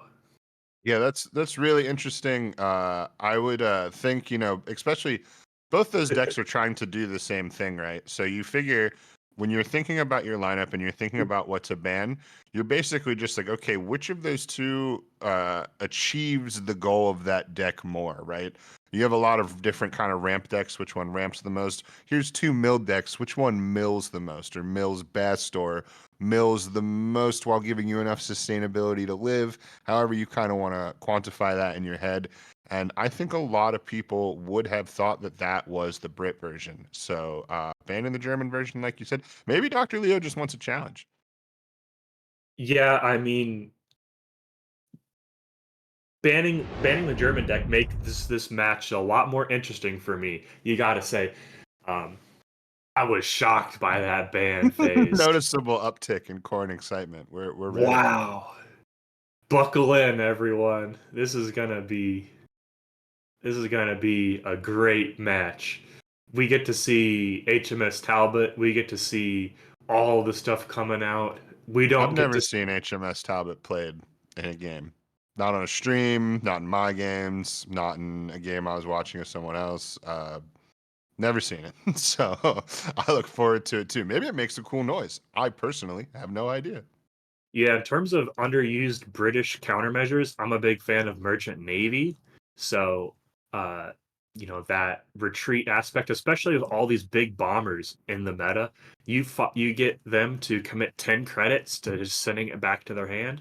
But, this is coming out as a different British countermeasure, and we will get to see it soon. So Dr. Leo with a pretty decent start here, and by that I just mean he found Nakshib and is going to throw everything else back. However, Nakshib not really able to make the kind of money that it is used to. It is going to be in a lesser tax bracket this time around against Oh. this mill deck. Yeah, it's gonna have to adjust to a slightly lower quality of life than it is used to. First of all, we got to shout out the card backs. We do have a UK list being brought by Taboo, and Dr. Leo trying his best to blend in as a UK list, bringing the anchor card back. We know that's a German list though, based off the HQ. A little bit confusing. Getting a turn 2 top deck on curve doctrine and then into on curve bank. Oh. The rich get richer. Obviously, that was a extremely deadly mill. Dr. Leo doesn't want to see that get milled, his own namesake, more so than some other ones here, and he's going to take more cards as well. But he's about to have a lot of money to spend, Corn. 9 credits in the pocket. And the problem is here playing contest doctrine, you don't lose a card in the slot. Yeah, so he's gonna definitely have to play something else. My initial reaction to this turn, just like thinking about nothing, was maybe Contest Doctrine Schutzen into the front line. I could see that. You could also maybe go a little wider, turn on your autocannon, and put a Jaeger in the front line. But Tiger IH definitely is an interesting choice because it can't be pinned against, a deck that is bringing pin as a tech piece. However, very true. you don't want it to be in your hand for that long. Yeah, The other it's a Tiger big boy. draws you a card, and you don't want, it's still a hand issue. And then the other option is just a vanilla 5/6. So interesting choices there. Phony Ooh, war. and Phony War. Whoa. We're just milling bombs off the top. Yeah, we really are milling gas here for both guys. Some integral pieces to the ecosystems that they sort of build and bring. Yeah, and no defend in depth for Taboo yet. Really would like to have that removal tool. Kind of an awkward turn, just got to figure out how do I stall the best. And I don't want this to sound like criticism by any means, because I'm sure Taboo has played a lot more mill than I have, but it does feel like, man, it would be nice right now is some honor and loyalties. Continue that mill objective, especially while his hand is so thick. Get that autocannon out of here. Get that tank out of here. Of course, the buff's going to come back because Doctrine is a board state anyway, but either way. Interesting Choosing to not yeah, silence the autocannon through the same synergy, as and well suppress it. as pin, yeah, a non-return damage artillery shot. Interesting move by Taboo. I will say I have played a lot of Brit France on ladder recently, and honor and loyalty, it does feel bad because a lot of the units that get rid of, you want to get rid of them because they're good, and you're not getting rid of them, you're just putting them back in their deck. You know, you don't want to mill them a glamour boy because that's going to put them higher up in the fatigue counter when they get the health back. You don't want to mill. So it is an interesting thing. The drawing the cards is nice, but it ultimately, I think defend in depth is an interesting choice over the honor and loyalty. Just saying, I'm gonna just get some hard removal. Yeah, absolutely. And you can definitely go a lot of different ways. Deployment effects throughout the history of cards have been extremely strong. And obviously sort of what you're getting at there, right, is that deployment effects are going to be given back to the player once they redraw that card with honor and loyalty every time. And there's some really powerful effects that you can then allow them to play extra of, including maybe some health stacks from all of the glamour boys. But and again, as the game goes longer, right? Obviously, the mill player Mm. appreciates that and Mm. wants that. Ooh, and the option to take the research card says, nah, I don't need it. You're just gonna have to sit on that credit. You know, those credits to spend. Um, Setting up a wave after wave, if he can get a cheap order to trigger it. And real fast, the MI5 is probably the worst card you can possibly have versus Mill because it's going to lower your opponent's hand size while increasing your own. It's a working against yourself for sure. Yeah, there's so much to think about in this mill matchup that is unique to the mill matchup itself. Even Taboo's offensive plays, right? When he uses that sabotage, uh, and he discards the um, Panzergren instead of maybe the research or something bigger like that. And you could think about that both ways, right? Like it's going to be hard to manage the Panzergren with such a thick hand for Leo because it's going to This is a lot generate of two money. more cards to his This is hand. a This is lot a of lot of money. money. $15, a lot of dollars. But then the other end, the inverse of that is true as well, right? Where the Panzergren is easier to play because it is cheaper, whereas Leo probably wants that, or the thought could be that Leo wants to go all the way up to discard bombs. Oh no, because there's really no units. So he had to know that that was probably coming down as a synthetic oil. Really interesting plays. I'm confusing myself as I go over them. Taboo begging for a cheap order, not going to get one because of the hipper. Definitely Cromwell's interesting play to get the mill and to delay a little bit. Definitely could trade out the 6/4 tank with his newly minted guard. Ooh, and he gets the auto cannon discard. That will be nice. Great. I was just thinking the sudden strike might not be the best card in this matchup, but here we're gonna see it get some value. And more importantly, get out of Leo's hand. Yeah, I was going to say Leo would just be happy to not have to manage that in his quiver right now.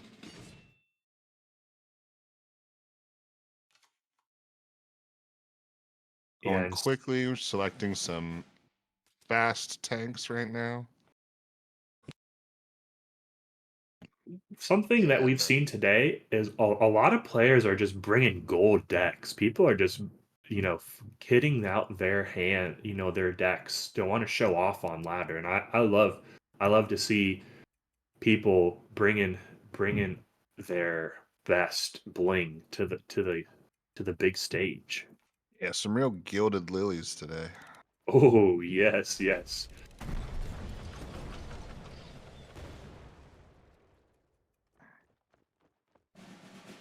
And here's that MI5 play that you so astutely mentioned. Also, using the Jaeger to draw on purpose. You know, Leo is not afraid, knows that milling is just an evil that he is going to have to deal with in this matchup, and working through his cards and working to his outs is going to be the way that he can take this first matchup, take control of this set. Yeah, we have a big hand from Leo. It's nothing too threatening. You know, there are some the Panzer IV is gonna it's just scary with the huge body and the plays it can enable with the retreat. Um, so sabotage isn't going to be a game winner right now. It's probably got to save one for a Comet. Um, And sabotage, right? Interesting that basically allowing you to discard with your own choice, right? That's almost targeted discard, kind mhm. of the only targeted discard that's really been in the game. So powerful that you're willing to bring discard in a mill deck, right? Which is, at least at some base level, counterproductive. You're trying to, force this fatigue game where they are super low on resources because they've lost so many resources, just not being able to manage their hand properly.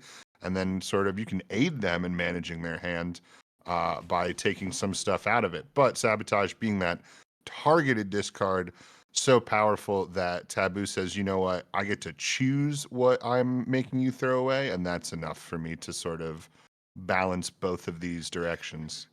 Yeah, we get to see a little bit of ping pong with two tanks retreating each other. You got to believe that was an interesting choice to put the combined arms on the Cromwell, saying, if you want to bounce this, it's coming right back. And with two contest doctrines already played, that is the bane of mill decks, saying any one of your units is going to be super strong if you can play it.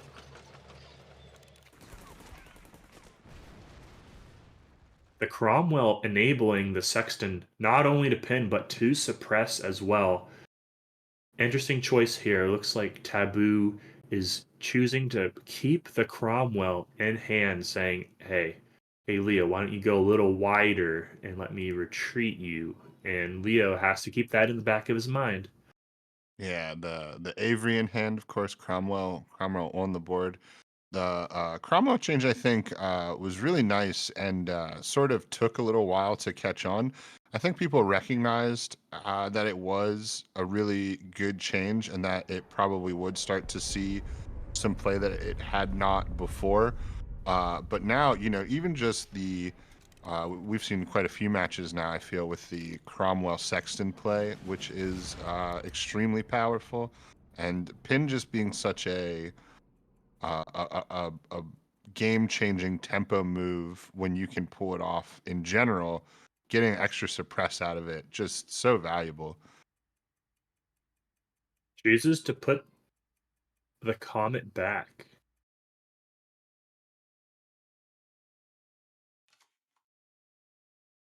And Is if we that could get deck numbers, I gotta assume that Leo starting to get down there. I'd guess maybe a good 15 cards left.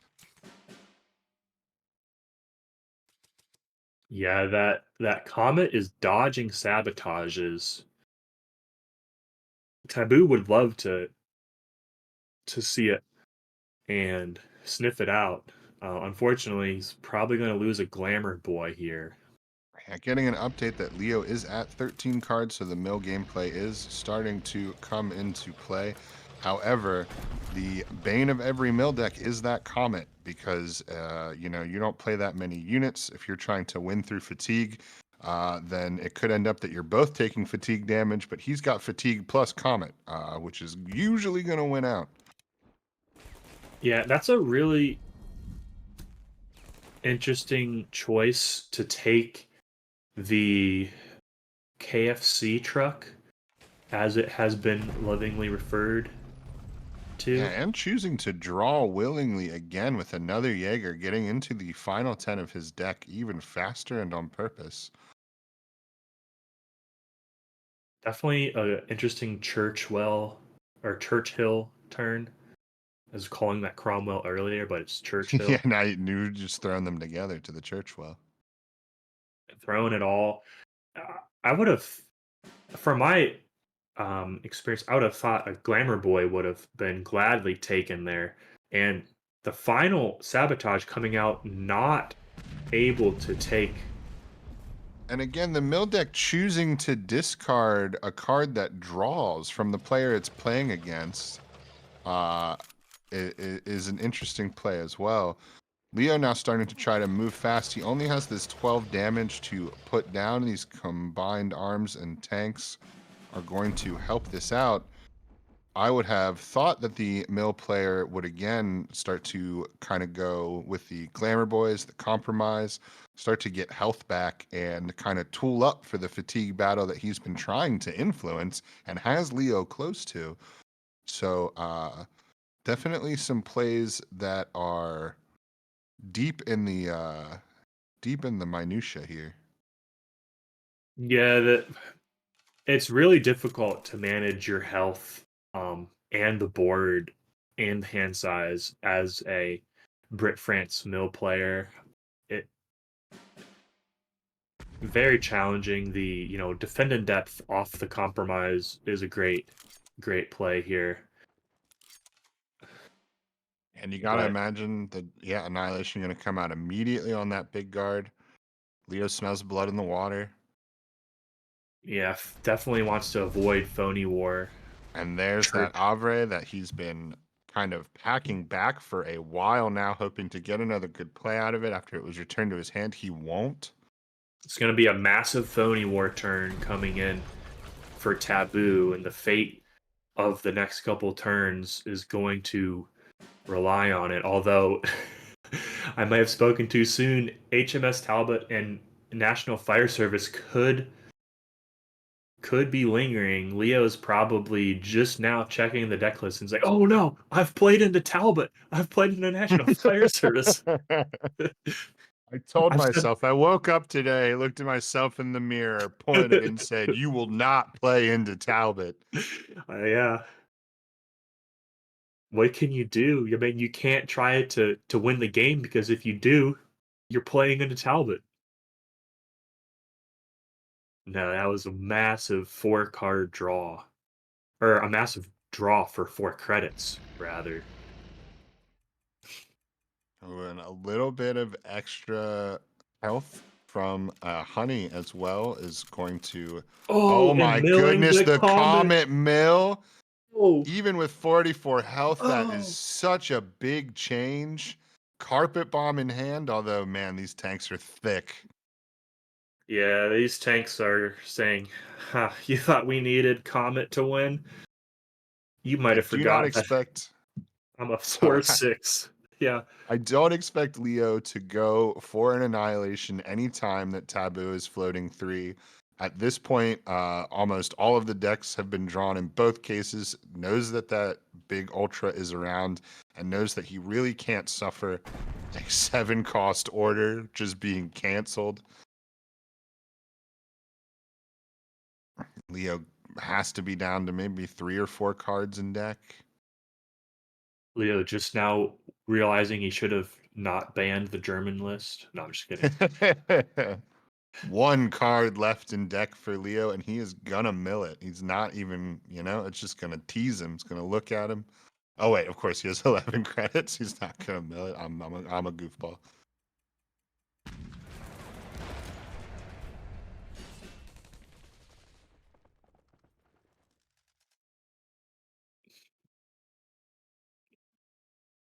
Am I And you know that 5? shifting attack was for Comet, but she gone.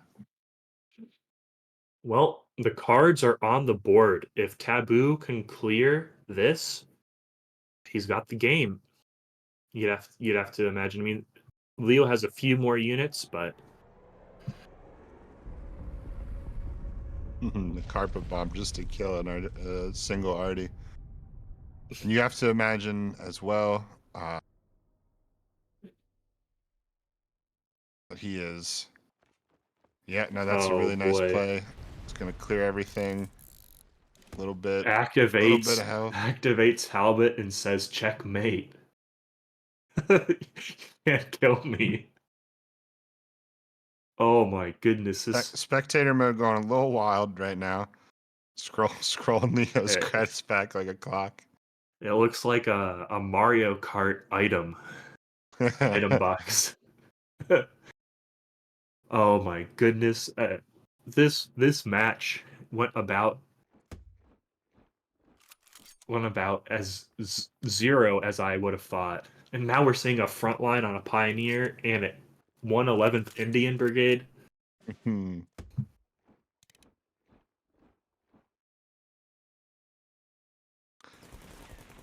And man, that Schutzen, that's a solid 3 damage there that maybe Leo wasn't expecting.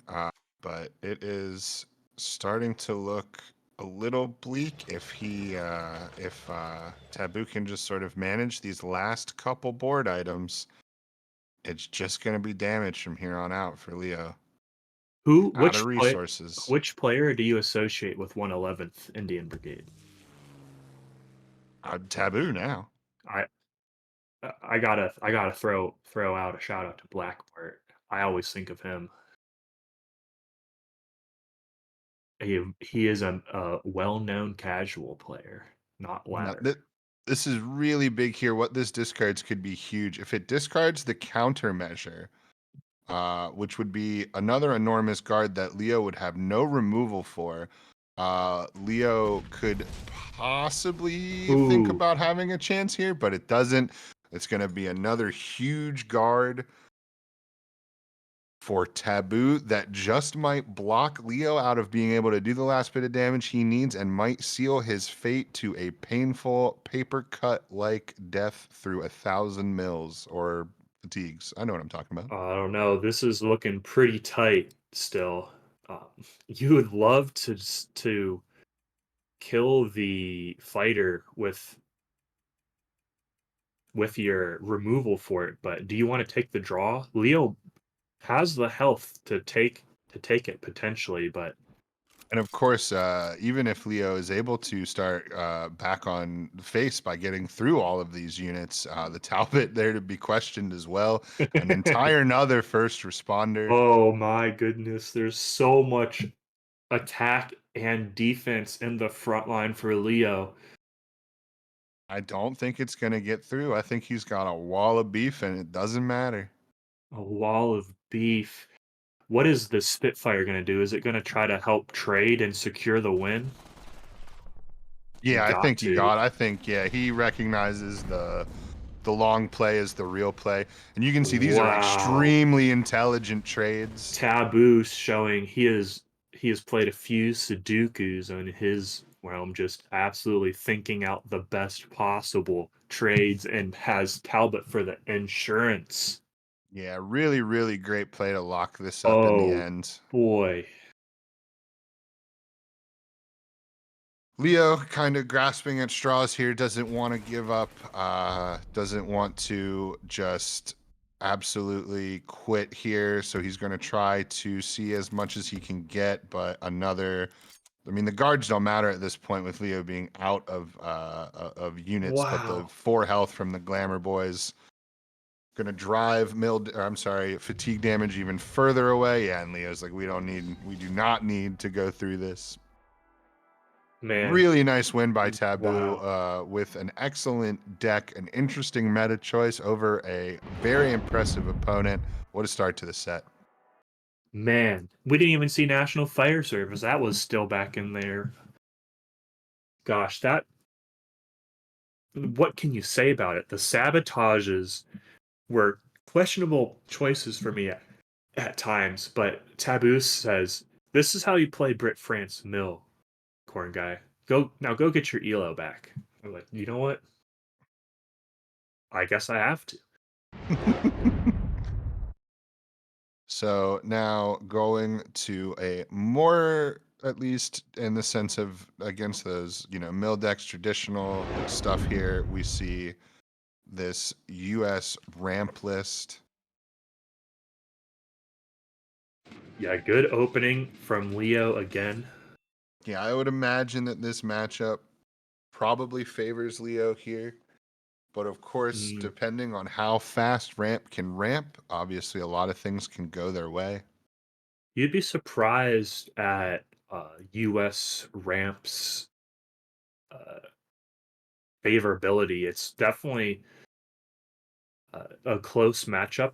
Depends on the draws, but it could be as close to 60-40, 40-60, depending on the various tech cards, how they line up. Yeah, and how and if nukes can be generated also really going to matter. And Leo, again, it didn't get him a win last time, but again, the Doctrine turn 2 into Bank on turn 3, basically as good as you could hope for. Yeah, and Taboo's opening hand is nothing to sneeze at either. Getting the Yeah. Jasco out, getting the ramp into Cromwell. Yeah, I mean, even the Cromwell is helpful for board presence. It's just a 3/5 heavy armor tank, even if you don't have anything else to sort of synergize with the card text of Nuke Wow. Suppress via pin. Thick What a stick boy only. thick boy And that's selection. 2 games in a row that Oh the my goodness. Panzer IV F2 was offered, which is a really, really great one to get. Not only do you get a nice body, and it's not that expensive in the scheme of some of those huger tanks, but that tempo play from the retreat on that tank can be enormous. And yeah, Just here we see goes the war bonds. We knew we'd see the war bonds. goes for the war bonds. The opportunity to move the Cromwell up and trade out the artillery is going to be gone with his Glamour Boys guarding it. However, the extra credits, getting them as early as possible, is a great time. Albacore, even more synergy with that Cromwell, which is very nice. That's not only a free pinned ground unit with the damage, it's also a suppression now, bringing wild value to that Albacore. Yeah, and Taboo's credits are curving perfectly for him in this matchup. Ramp into ramp into ramp, sprinkle in a little guard and suppressing the opponents. We all know that the German Brit deck is, quite powerful. So to see it, and obviously we could see a lot things go a lot of different ways here, but if it goes the way that Leo loses 2 straight games on it, when both games he had turn 2 dock, turn 3 bank. Yeah, I mean, unfortunately, the matchups were not favorable for him. It's more of a control list, and Taboo brought a heavy anti-control lineup to this tournament, And 2 mil decks are certainly that.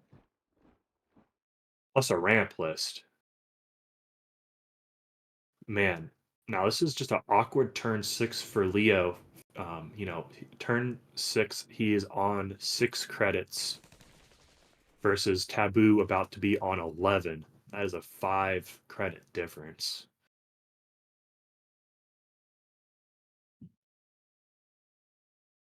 MI5 is going to be a pretty good here with Leo not having the best hand, and putting it back one turn in its draw timer. Supply priorities to say bye-bye to the Pack 40 and hello to the Albacore.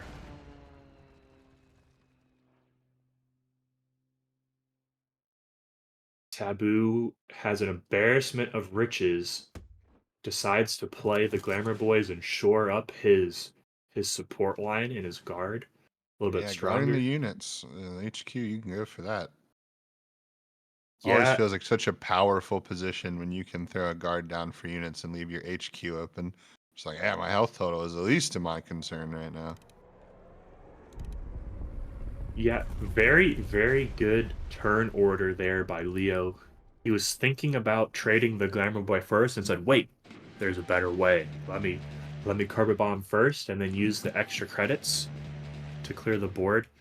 That is a great board clear for Leo to stay competitive in this match, fighting tooth and nail. Ooh, right back into another Cromwell. Did you miss me?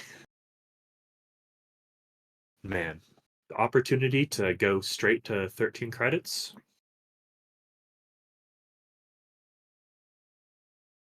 So looking Yeah. at this from Leo's perspective,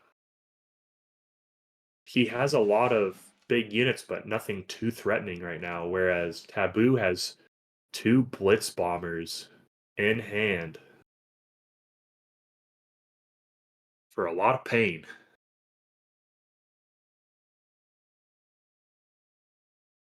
Another first responders draw from Dr. Leo. We've already seen that card have an impact. Something else that's been introduced lately and didn't catch on to ladder immediately, but sort of little slower. People really recognized how powerful that card could be, making some pretty gigantic guards, but not going to do too much for Leo here. Yeah, first responders is interesting because it responds second as a countermeasure. That's true. Yeah, and with the presence of first responders, you're starting to see the Sciunes being brought by Tree Pipit and No and 5. And I'm actually surprised that Tree Pipit did not also tech in an Imperial Strength to discard opponents' first responders in his Japan air list. Yeah, especially if he keeps going in this tournament and maybe eventually runs into Taboo, you could discard, Talbot to a lot.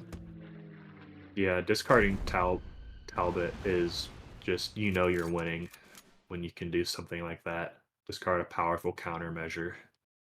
Leo goes right into his research, going to be hugely valuable for him.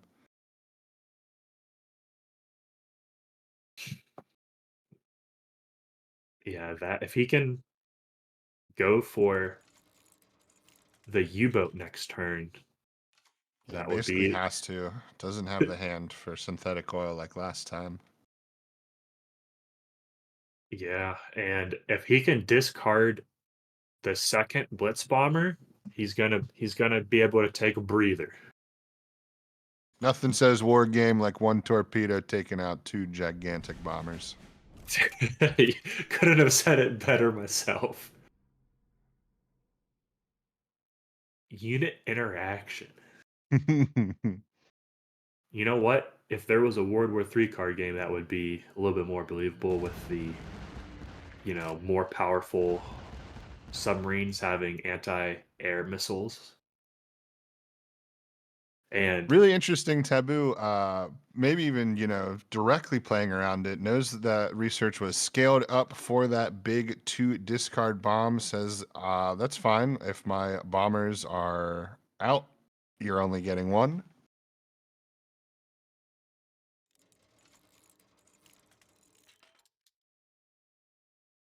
And Leo basically has to take out 7-6 bomber. Hits the draw and the war machine.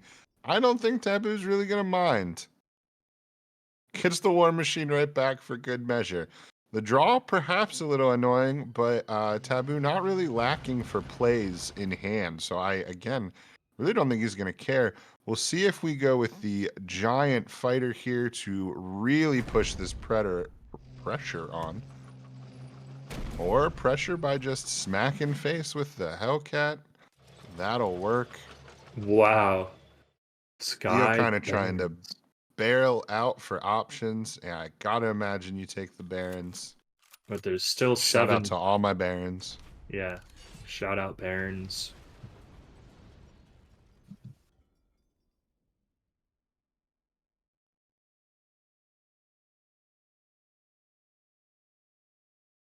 Gotta imagine you at least 35 T into the Hellcat. Definitely looking at what do we want to do here. Perhaps considering an interesting shifting attack play for maybe later. Cromwell has guard Oh, though, so he can't go straight into it. That's definitely the I holdup did here. miss that. Absolutely. concentrated much more on the new Cromwell changes with the suppression synergy and not so much the guard. Yeah, when you have a tank, 2 tanks in the front line these days, you got to remember those tanks could have guard normally. You see 2 tanks in the front line, and you say, definitely don't have guard. Ooh, Big P50. damage here. P50. We're holding health back and guard back. Gotta imagine this is it. Not the showing that Leo wanted today, but it is definitely a really, really fine showing for Taboo, both in play and in just what he thought to bring, what he uh, basically the meta calls that he made, really paying off here.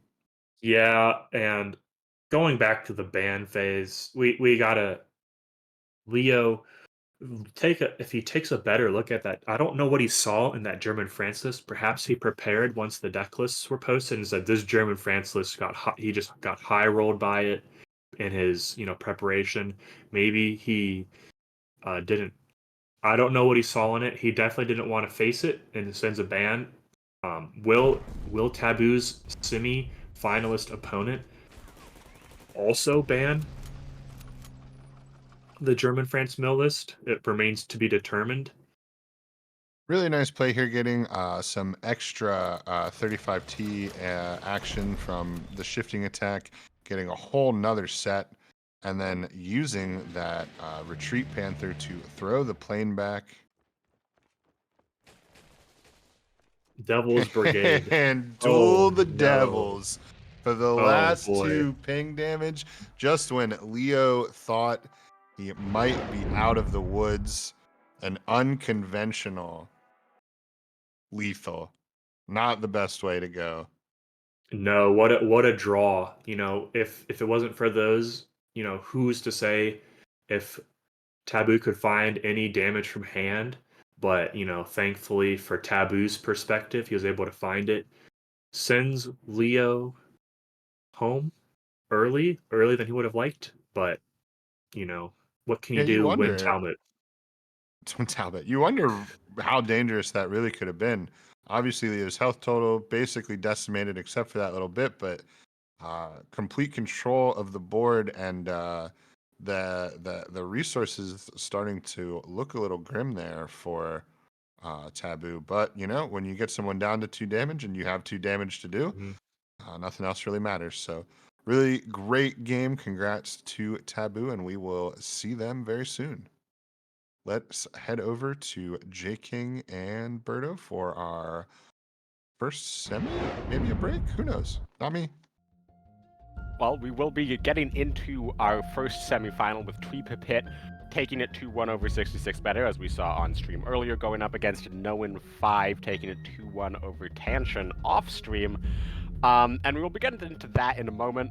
I mean, the set we just saw, the 2-0 by Taboo over Leo, quite a big win coming out for him, moving on to the semifinals. And quite unfortunate for Leo, to be completely honest. It felt like maybe he just sort of didn't get the lineup that he wanted, but we'll see if Taboo anti-control lineup, it seems, if that's going to work out for him against Zyer in the other semifinal. But we are here to talk about Noin5 versus pipit. So we'll quickly go over their decks in just a second here, but I mean, I'm not sure many people thought that we would see pipit here, pipit himself included, in that most likely. And I mean, beat 66 better. One of the most consistent players in the last year of KARDS tournaments. Now he has to go up against Noin5, one of the most consistent players ever in KARDS tournaments. It really does not get easier for pipit on his road to the grand finals here. And on Noin's side, you went up into a pretty standard lineup from Tonion. You now have to go into the very unstandard lineup of pipit. And here we go with the decks. So Noin5 here has German, US, ramp, and we've seen German US be very, very popular on ladder. I'm surprised not more people brought it to this tournament, and it's built in a few different ways. Some people leaning into the more just traditional mid-range sense that we saw from Head, that not working out for him against Xyloser. And then we see a lot of people sort of doing the middle ground with some ramp, but then FW being its sort of top end. No one likes to go all in on the ramp side, running 4 War Machine on top of 4 Reichsbanks, and then running ASW patrols to get off early with those Reichsbanks, Alpenfestung, Leopold, just really big cards on top of the standard solid German 4 drops, 5 drops. And then his second deck here is Jagro, Japan, German. Pretty standard with the suppression. The one known spice he's added in here is 2 copies of the Combined Arms. We'll see if that works out. It can help end games very quickly. But, you know, if you draw and you don't have tanks, because this deck doesn't have a ton of tanks, things can get a little tricky. We see the Shibata in that deck as well. We haven't really seen that much this tournament. And then, of course, the Seiyun, which is going to be spicy.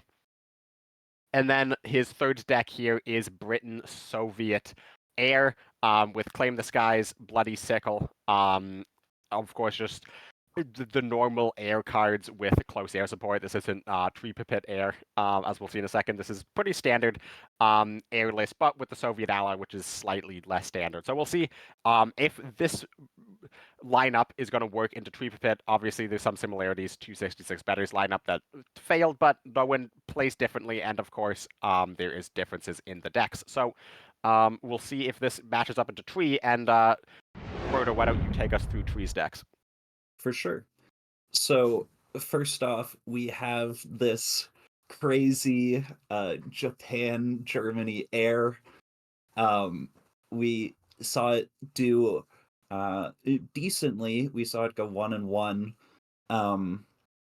and just a lot of cards you might not expect in the deck. You have things like that Winter Regiment, a single copy of Pack 40, lots of things to play around if you're in Noan's shoes. And then we have another sort of big air deck with this Brit Germany, not running close air supports, not running Swordfish, really leaning into those heavier cards like the Lancaster Beat Gree. And then finally, we have another Germany US ramp. This one being more closer to a mid-range, only running 2 War Machines, a lot lower to the ground than Noan is going for. Yeah, and it'll be interesting to see what these players ban, which will be the next thing we'll be seeing here. And it looks like we have our bans in already. Tree banning that German USA sort of very heavy ramp deck from Noan. And from Noan's side, he is banning Tree's Britain German no Cass air deck. So we saw that banned in the first series as well. And Tree took that.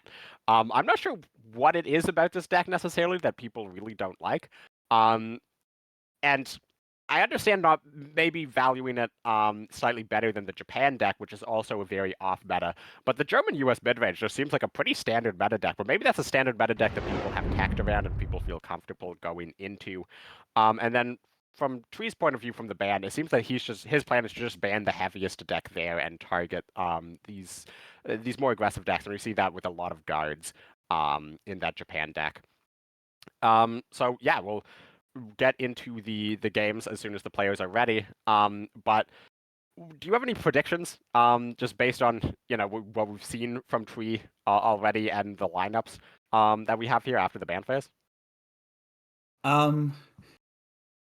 Well, I would say that I think Noan is very experienced with putting on max pressure every turn from the very start of the game. I think that's one of his main strengths, and I think that may also be one of the weaknesses of some of Tree Pipit's decks, that they can start a little later on. So I would favor Noan in the series, I think. Yeah, I definitely think if no one had been in the opportunity or in the same position as 66 better, particularly in that game 3, that no one would have played that hand very differently. Just said, you know what, you might have board clears. I'm just gonna toss everything onto the board immediately, and it probably would have worked out for him. Knowing what we knew then about Tree's hand, so we'll see if that same very aggressive, somewhat roll the dice strategy of knowing that he often brings to these aggro decks is going to pay off by just Tree not having the answers, or if it's going to potentially get him into a dangerous position. But we see game 1 is going to be Noen on the air deck versus Tree on the German US. And this is a matchup where Tree wants to find his pack 40s, maybe a Flampanzer off this Blitz Doctrine. He needs to answer the bombers in particular if he doesn't get on the board early. If he gets on the board early, he actually more wants to go to the fighters, because then these FWs are going to start coming down and blocking the bombers. So with the proliferation of fighters in the game, particularly with Zyer becoming sort of a staple, Swordfish are in certain respects becoming less powerful than gladiators at certain points in the game. However, in this point of the game, Swordfish is pretty good. Shark gonna come down, deal 2 damage with the Swordfish to take out the autocannon. Yeah, and Tree Pivot kept Blitz Doctrine and Admiral Hipper in the opening hand. Admiral Hipper, of course, a great card against air to get rid of those buffs, and Blitz Doctrine, a key component of the deck. But at the same time, it is committing to a very slow game plan against air. And no one's looking at his third shark right now, so that slower game plan is scary for sure. Yeah, we've seen a lot less Sharks since the nerf, but if your board is full of air units, Shark is still going to deal 3 damage. And yeah, picking a slower mulligan, going for a slower strategy against Noen. Noen is the type of person who is just going to play, the cards in his hand. And that's not to say that it's just like, play cards that are green, like go face, simple strategy. It's actually like a very, I feel like it's a strategy that people might not necessarily put on the necessary amount of respect to, because no one is really just checking for your outs. He is looking at your deck list, looking at how many outs you have, how many answers you have to his board, and just saying, you know what, the odds you have this are pretty low, and if you do, I'll still probably be able to get the draws and generate another board, and then you have one less answer in your deck because you answered the first board I built. So not really playing as reserved as maybe that we saw from 66 better, and at the moment it's working out pretty well for him. However, the sudden strike pickup with the Nakshub is going to start doing some work on this board. There's not a buffed plane yet, so maybe you even want to greed on the sudden strike and instead just go for an FW. Yeah, I was looking at that FW, and there are punishes, particularly the Patriotic Firestorm, maybe he wouldn't want to see, but... Fourth Shark, perhaps? Yeah. It's not the most sharks I've seen in a game. And if you're Tree, the second you see that convoy come out, you are happy. You are happy to see air spending credits on card draw at any point, like before turn 9. Particularly with the size of Noen's hand, you're very happy to see him drawing cards, because it means Noen's hand is already big, but it means that his hand does not have answers to this FW. And he doesn't really find any. He's just going to go face with this Gladiator, and I imagine that we're going to see Nakshub Sudden Strike come out on this Gladiator. Yeah, the question is kind of what comes after that, I think. Yeah, he can take a trade.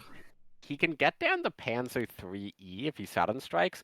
He might also just be thinking about maybe wanting to hipper this Gladiator to get Noen's credits down, but I mean, you're only denying 6 credits total. Like, Noen's already at 6 credits, and his hand's pretty big, so it's not like you're starving him of resources. So I kind of prefer just getting the big tank on the board and going for the sudden strike instead. He goes for the hipper, though. And, I mean, this is going to deny Noen credits, and Noen's hand it's a lot of cheap cards, but it's a lot of cheap cards, and you want to be able to play all of them at once. Yeah, the Hipper does pay for itself in the long run. I don't mind it at all. No one looking like he might just sickle the FW, try to get some damage in on it, cycle, looking for these patriotic firestorms.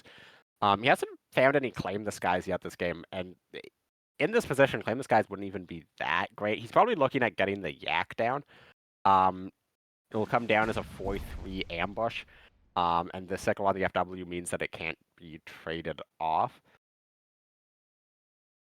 Yeah, and I believe Tree Pipit's only on one copy of that firebomb. So from Noan's perspective, this yak is a bit of a problem. And at the moment, it's looking like no one is also playing no Cass air, because he just cannot find a close air support to save his life at the moment. And this firebomb's going to come down. The Panzer 2A is a 2-4. It can clean up a shark. Double hit on the Gladiator means Jaeger can get in there with the trades too, and Tree is just able to fully remove the board while keeping both sudden strikes in hand. So in case there's a big buffed plane in the future that starts getting out of hand, he can answer that. Yeah, and This without any board clears for Noan, I'm struggling to see how he makes his way back into this one.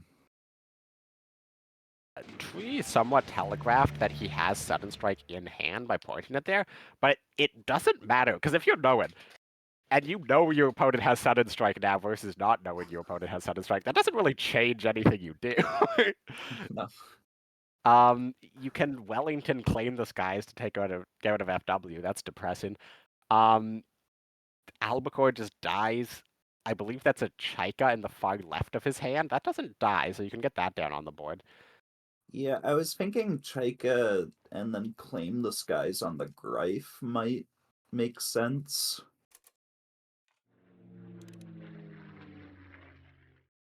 Tree coming out here with an emote again. We saw a pretty...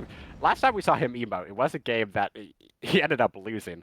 So maybe... hopefully his hubris doesn't get the best of him here. The prophecy has been foretold. Tree Pipit will manage to lose somehow. At this point, I don't...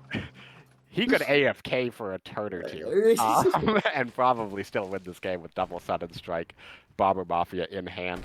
And looking at Noan's list, he doesn't run Wave After Wave, and that's a card that we've seen a lot in a lot of air decks. And I would have imagined with the 4 Bloody Cycles that it would be particularly good in Britain Soviet, but you know, Noan deciding to cut this card. This is the type of situation where, like, Sickle Wave After Wave can fully clear the board, but obviously it's not in his deck, so Tree doesn't have to play around that. And yeah, I mean, if you're air, you are thinking that you're always gonna be sort of the one on the front foot in a matchup, but as we see, that's not the case when your opponent you know, comes down with the early Nakshub, the Blitz Doctor, and you don't find your cast. Things just not working out. And it's, can Noan stay alive this turn? In theory, yes, well, I was thinking Wellington trade into the 4-4, then claim the skies to kill the 5-5.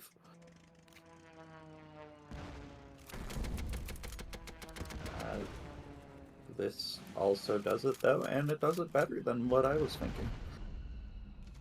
Yep, he actually, from his point of view, he sticks to Wellington. Now, the Bomber Mafia is going to come down and clear up both of these units.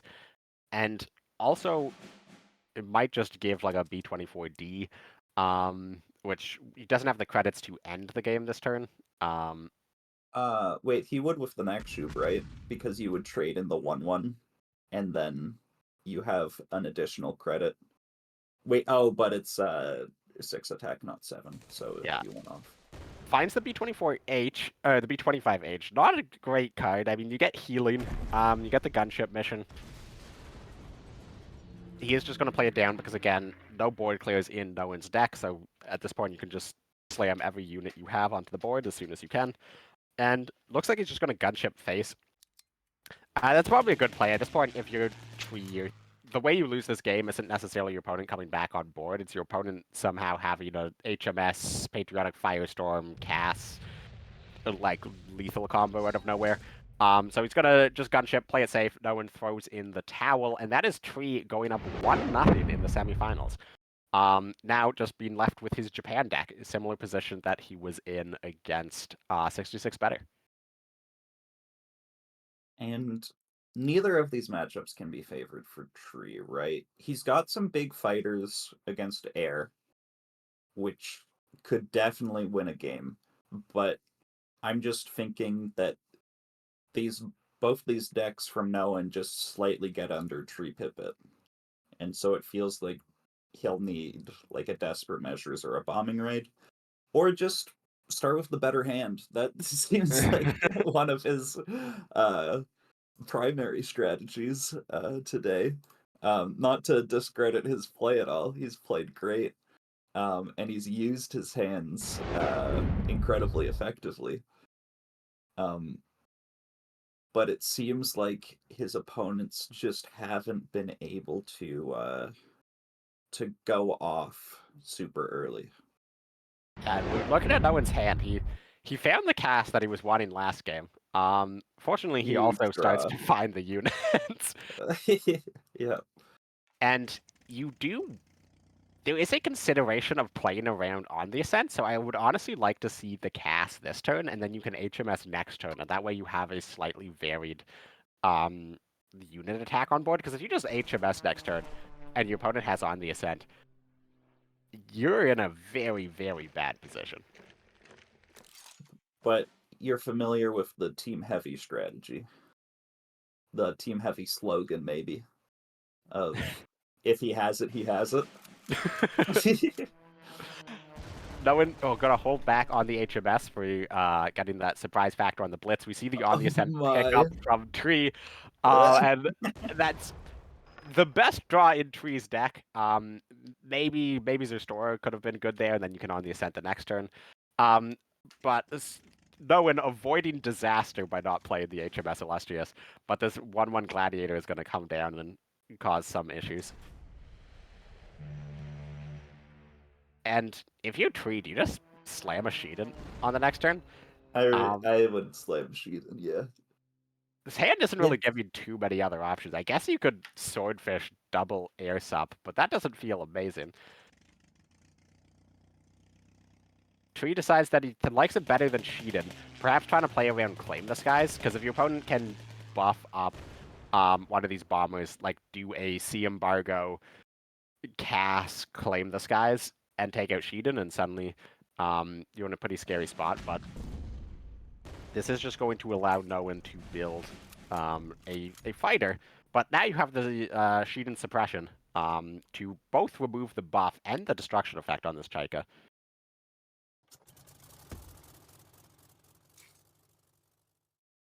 Goes for the Goshiken instead. Quite a bit more vulnerable, but a much bigger payoff for surviving for this stage of the game. And if you're Noen, do you feel like you have to do Gladiator, Cass, Patriotic Firestorm, trade into the Goshikisen just to get it off the board? You're left with a 2/4. I mean, probably. Because what I'm saying to myself is like, okay, if I kill the Goshikisen, the only two like really bad cards are another Goshikisen or Sheedan. That's 2 cards in his deck. Yeah. And I mean, there's also like the FW Pack 40.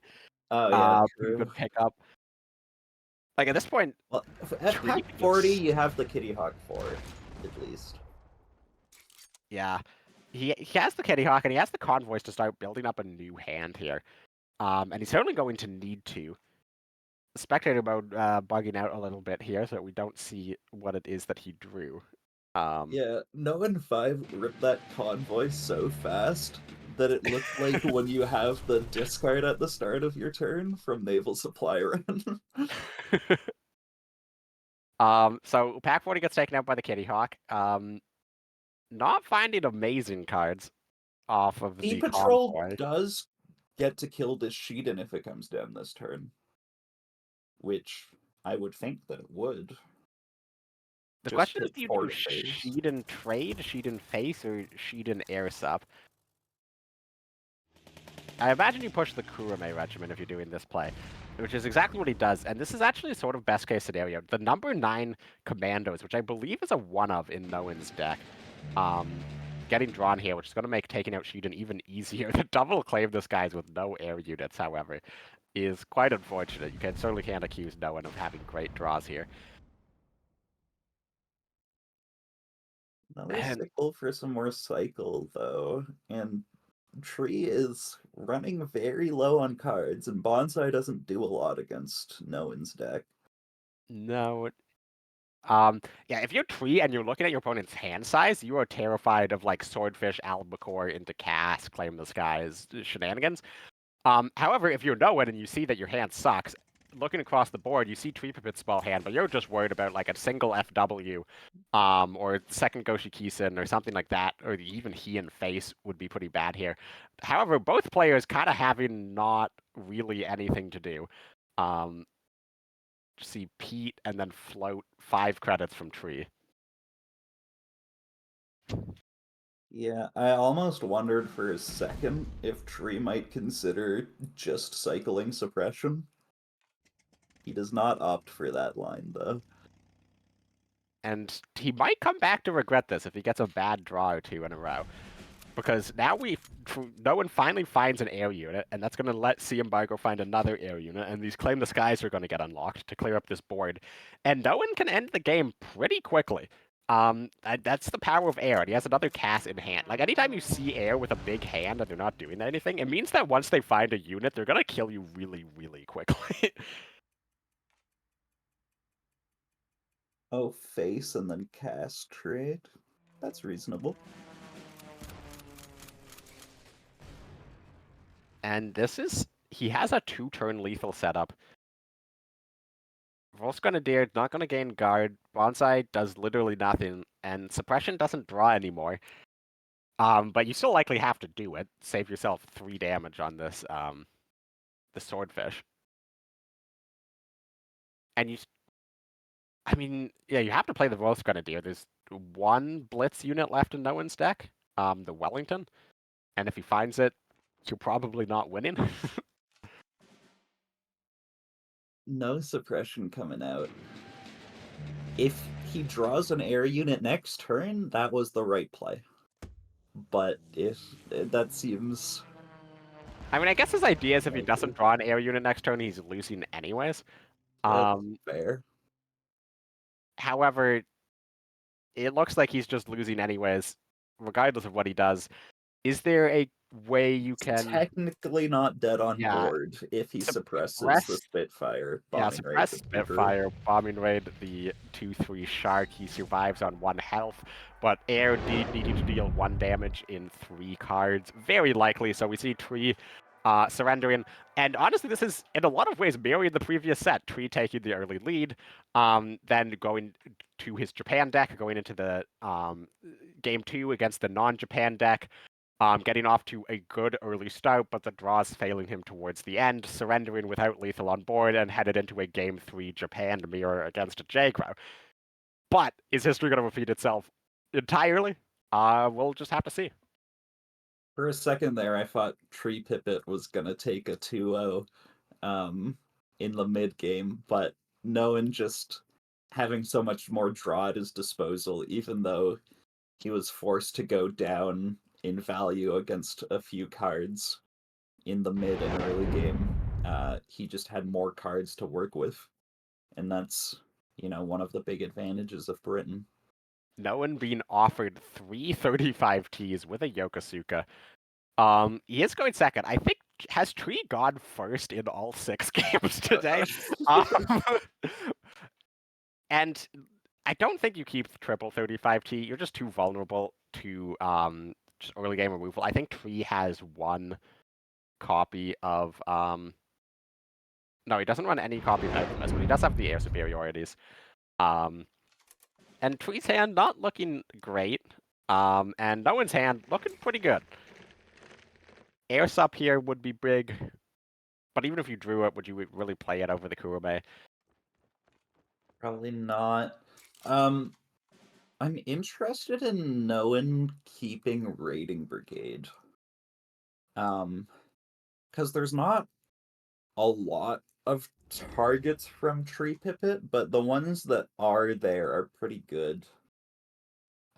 It can hit a pack 40, it can hit a Pete. Yeah, the Tagasagi and the Volksgrenadier are both one-ofs. However, they can shut down Jagro so hard if played really early on in the game. And those are the types of cards that Tree is going to be somewhat mulliganing for. Yeah, so I think that makes a lot of sense to keep the Raiding Brigade, but it is still, a little hit or miss. I'm sure no one's aware of that, though, but he has plenty of other cards to play in the meantime.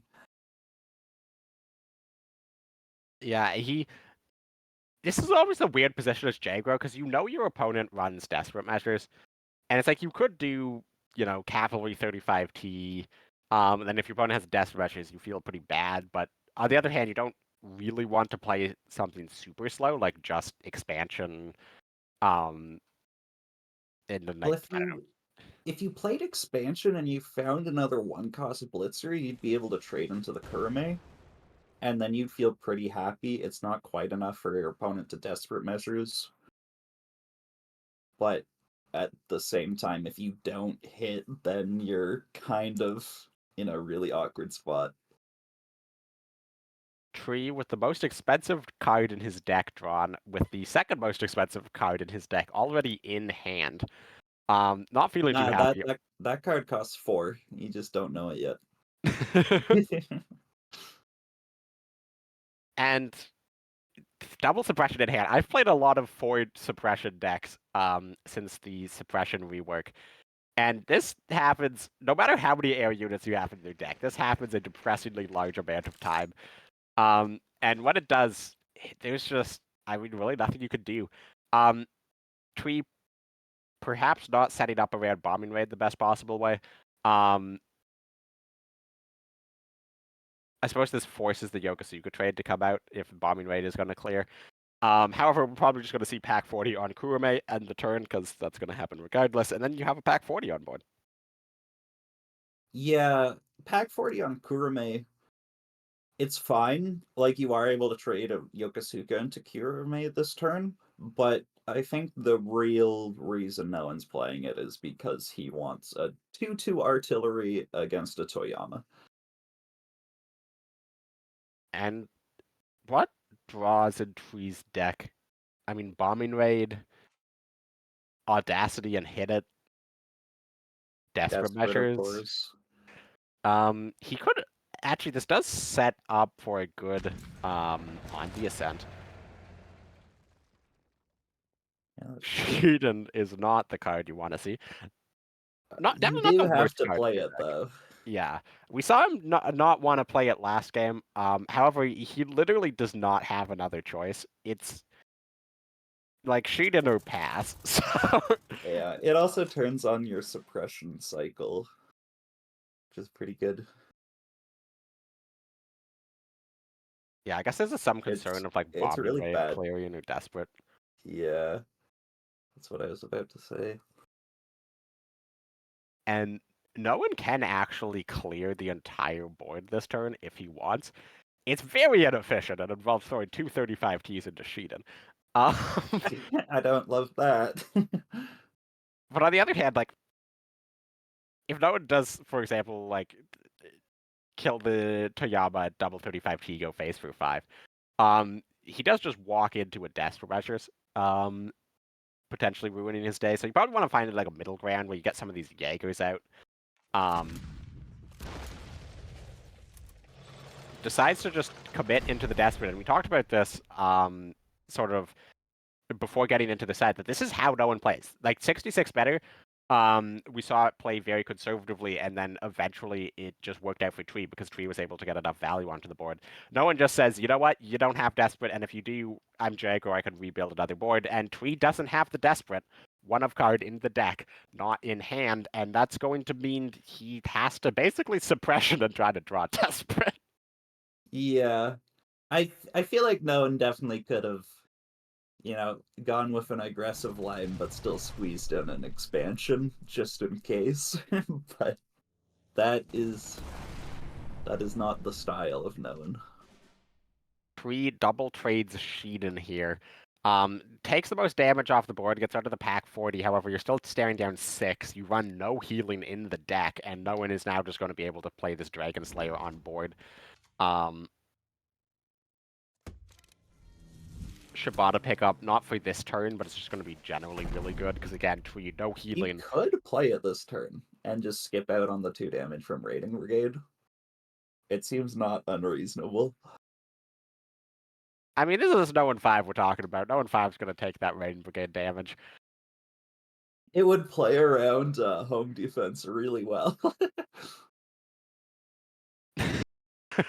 That is true. And it is open deckless tournament. No one's actually thinking about this.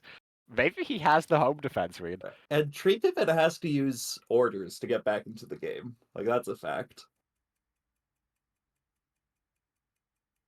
Like, if your opponent doesn't play an order, you And he kill them doesn't. anyways. And if they do, then it's 2 damage. He goes for the Shibata. He thought about it a long time. The Goshi Kisun draw. Nah. These are the draws that he wanted last game. The FW, the Goshi Kisun. Just unable to find the desperate measures. But this is, I mean, it was always going to be fighting an uphill battle with his deck. I mean, Jago can just deal with guide units. I feel like Tree Pipit was not completely out of it with the suppression on the Shibata, then the home defense. Because, that ambush guard in the back line, it forces things to be at least a little awkward for Noen, right? He has to trade off one of his frontline units and the plane. It is true that Slayer. we've seen Tree surrender somewhat prematurely several times, and that might just be he's used to playing ladder, and on ladder you just surrender those types of games. I mean, like, if you're playing to every single out, maybe not, but on ladder you're just very used to being like, yeah, I'm in a losing position, whatever, go next. And yeah, maybe just a little bit has that ladder brain going, where no one is a bit more locked in on the tournament. Checking the deck list. We saw him pause, think his entire turn, and then decide to play around the home defense he sees in the list. So, tournament experience in Noen 5, along with some very strong plays on his aggressive decks. Taking it over Tree Pipit 2-1, and we're going to see Noen in yet another OCC finals. Let's take a look at the bracket. Just to see that. Yep, Noen 2-1 over Tree in the finals. And the next semifinals we have is Taboo with his anti-control lineup going up against Zyer. That's going to be very interesting to see if Taboo can keep that 2-0 record going. And to cover that semifinal, we will be going back to Thanatron and Cornguy. Thank you, Jking. Great job highlighting the play style of Noen 5. Very interesting to you just have that breakdown and then play out right in front of us. Great job, Noen 5 as well.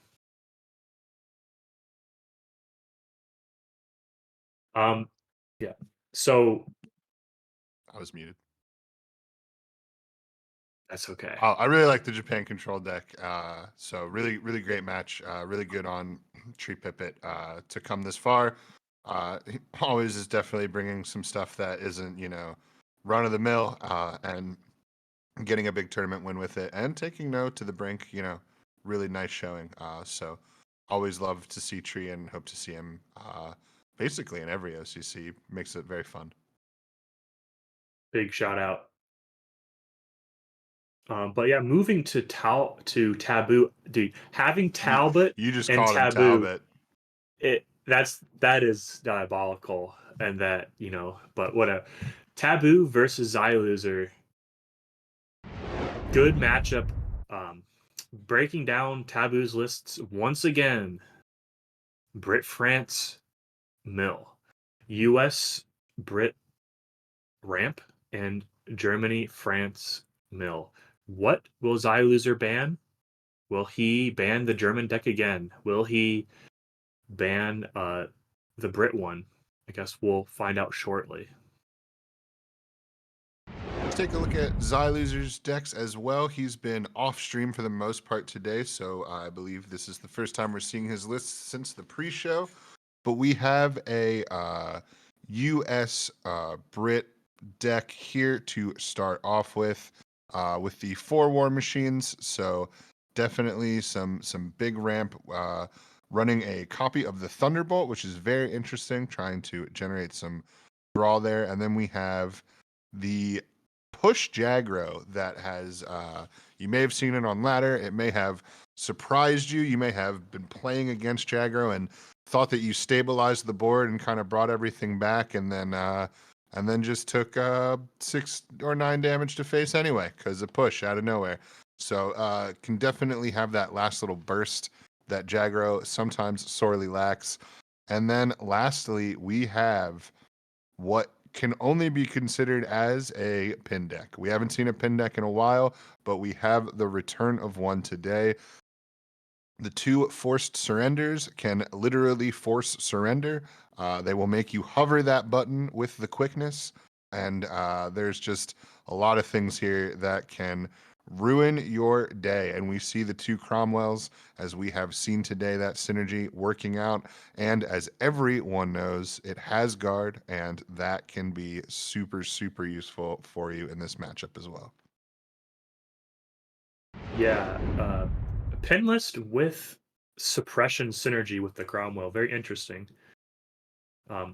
Xyloser learns from Leo's mistakes and bans the Brit list, so we will have to see if Taboo can put his money where his mouth is and win with the Germany-France list.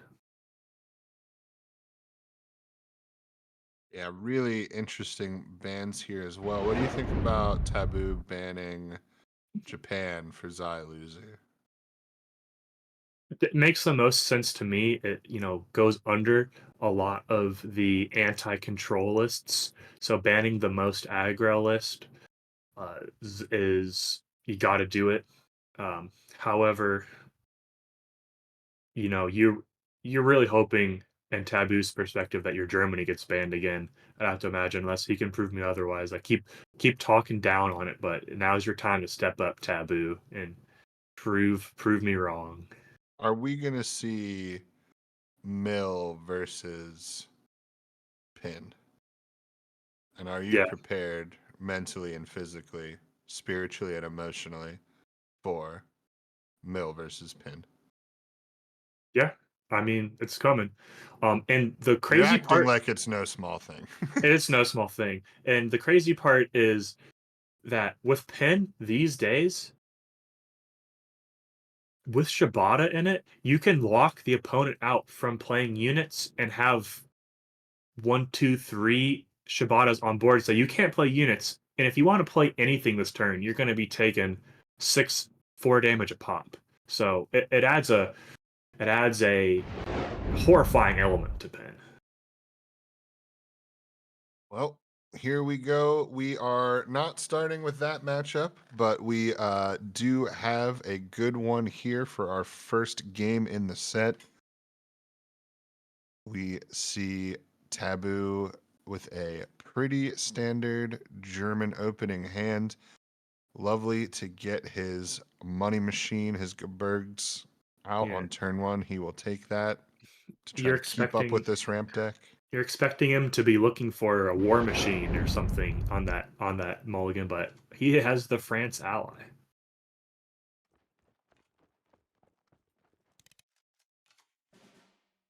Ooh, he decides to give him the credits instead of taking it out. Ooh, and the turn 2 autocannon. Slipping an autocannon in a turn early. Again, no small thing. Credit cheat in this game. Always huge. Yeah, it Xyloser says continuing to ramp really nicely here, grabbing himself a little bit of health too. Yeah, and this Germany France list is such a strange combination to wrap my head around because I would love to slap the straight mill label on it for my the sake of my brain, but it does have more of like a mid-range shell with a mill package as a support. I don't know.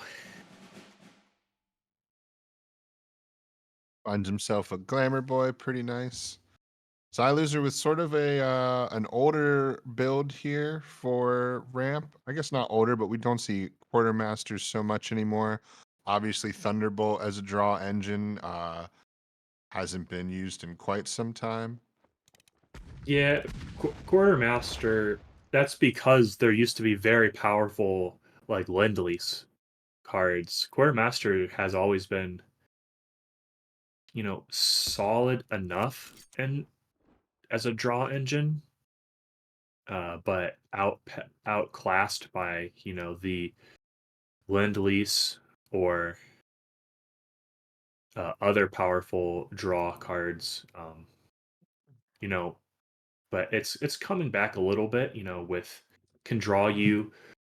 If you are playing a Brit ramp, you can get 3 draws off of ASW Patrol.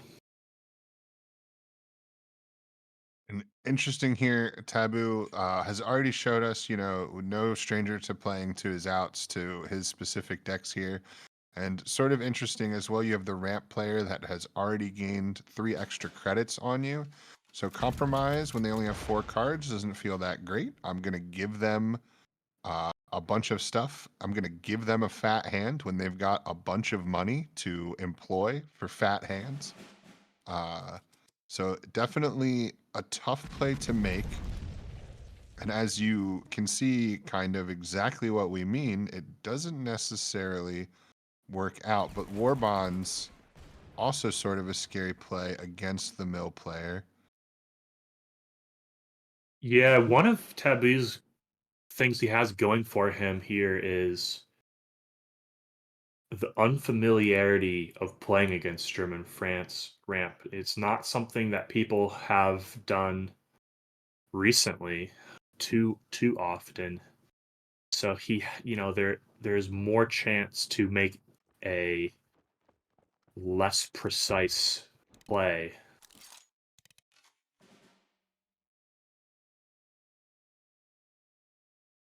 But this credit difference is drastic already. Yeah. 12 versus 6. Pretty stark. Pretty stark. Not what you want to see when you're playing mill. You don't want people to go above you. You don't want people to go below you when you're playing mill. You want people to just kind of sit right there and say, I'm with you in credits. Just chooses to take out the Rima, which is an interesting play. I'm sort of surprised to not see Bomber Mafia come down again to take out the 1/1s and do a nice little bit of damage to the Rima. Now the Gebergs has that, excuse me, buff from Mobilize, but 2 Albacores will take care of it nicely, if no other way. Yeah, I mean, I'm And them kind of doing it now is even a little stranger. I feel like the 3/3 Rima, and then you would have played around it, and then you could have set up the carpet bombing. Would have been a little bit more elegant, but I don't know that it'll matter too much. Yeah, you kind of want to get carpet bomb out of your hand as efficiently and early as possible because it's a 7 cost card that is, situational value to clear the board, and if it goes into the late game, it can just be clogging your hand against a mill player.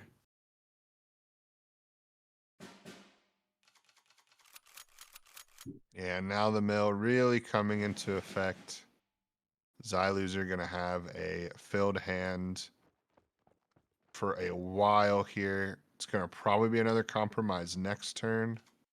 Yeah, and finding that massive production order bomber from the Bomber Mafia is pretty good for Xyloser to have another threat that Mill has to manage in the giant game of heal, draw, and answer threats. I do like killing this for sure. However, you kind of want to manage it. The danger here, right, is you could see something like a way to get past this Cromwell. Maybe the defend in depth only doing 2 damage, but then it would immediately allow Taboo to throw his 1/1 into the Thunderbolt, causing another draw and another mill. And Basically, every engine that you is great for you in every other game is bad for you in this one matchup. playing that bomber was great to play around sabotage and prevent it from being stolen. You know, what Taboo can get from these sabotages is going to be pretty pivotal in this matchup.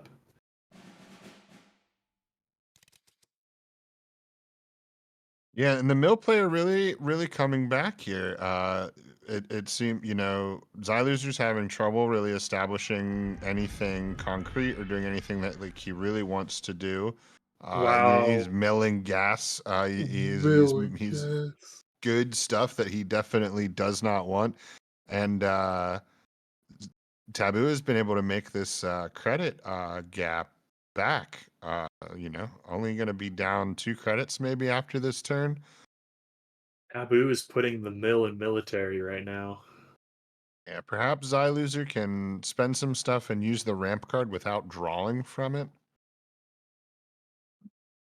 But something that we just kind of passed over, which was pretty enlightening. If you remember in Taboo's Brit France list, he had Talbot, how could you forget? He also had National Fire Service. And Taboo here is playing the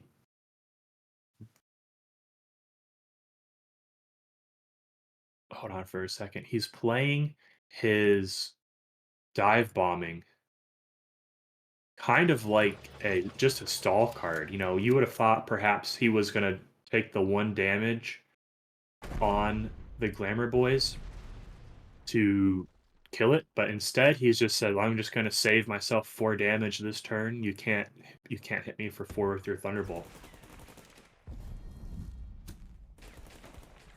Every value trade that we make and that we see here from Taboo is so important because every time Xyloser mills something important to his deck and then gets value traded right around that same time, those are just huge resource swings, right? You're losing resources that you're not even able to put into your hand and play with. And then your opponent is using their resources to strategically take out yours as efficiently as possible. You're losing a war on 2 fronts. It's real rough here. You gotta That's a see big deal. this. Gotta see this come down immediately to prevent the sabotage's potential steal. But if we could get the sabotage on the P-51B, big things can happen. And we have a choice between the albacore, the carpet bomb, and the airpin. He's going to take the carpet bomb and he's going to bank. Just prepare for a big turn next turn. Another Man. production order. We're going to keep blitz bombing, see what we can do about it.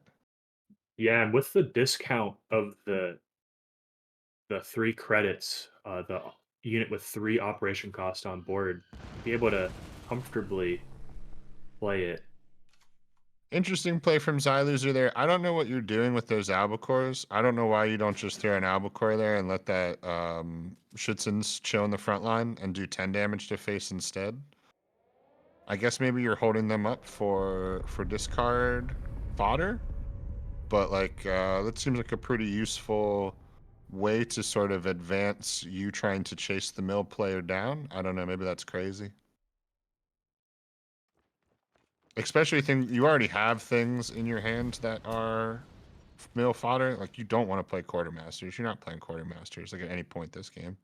You don't want ramping to become something that the mill player is enjoying that you're doing. Yeah, I think mostly he's just had opportunities to play high value units instead of focusing on playing, uh, dumping his hand.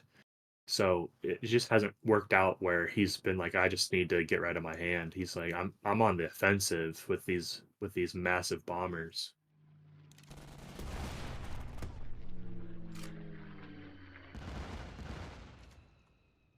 What is that? The third massive bomber so far. I mean, it's just worked out beautifully for him in terms of getting these without having them sit in my hand, vulnerable to being stolen by sabotage. Yep, Doctrine going to get that to be a 5-5. You wondered if he would maybe throw down the dive bombing for that last bit of damage, but decides that a second 35T is no problem to donate to the cause. Yeah, and here's Strap where the bomb not albicores. going to be helpful. Yep, strap bombs. I'm sorry, albicores slow this advance down a little bit. Pretty strong suppression there on that 35T. Absolutely paired well with Cromwell.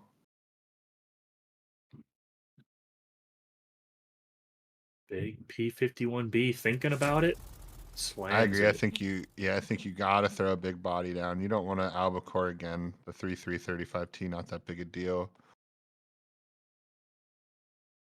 Feeling pretty good about your guard. Yeah, and Taboo really held on despite having a 6 credit advantage pretty early, disadvantage or pretty early on, bringing himself up to just a 2 credit disadvantage.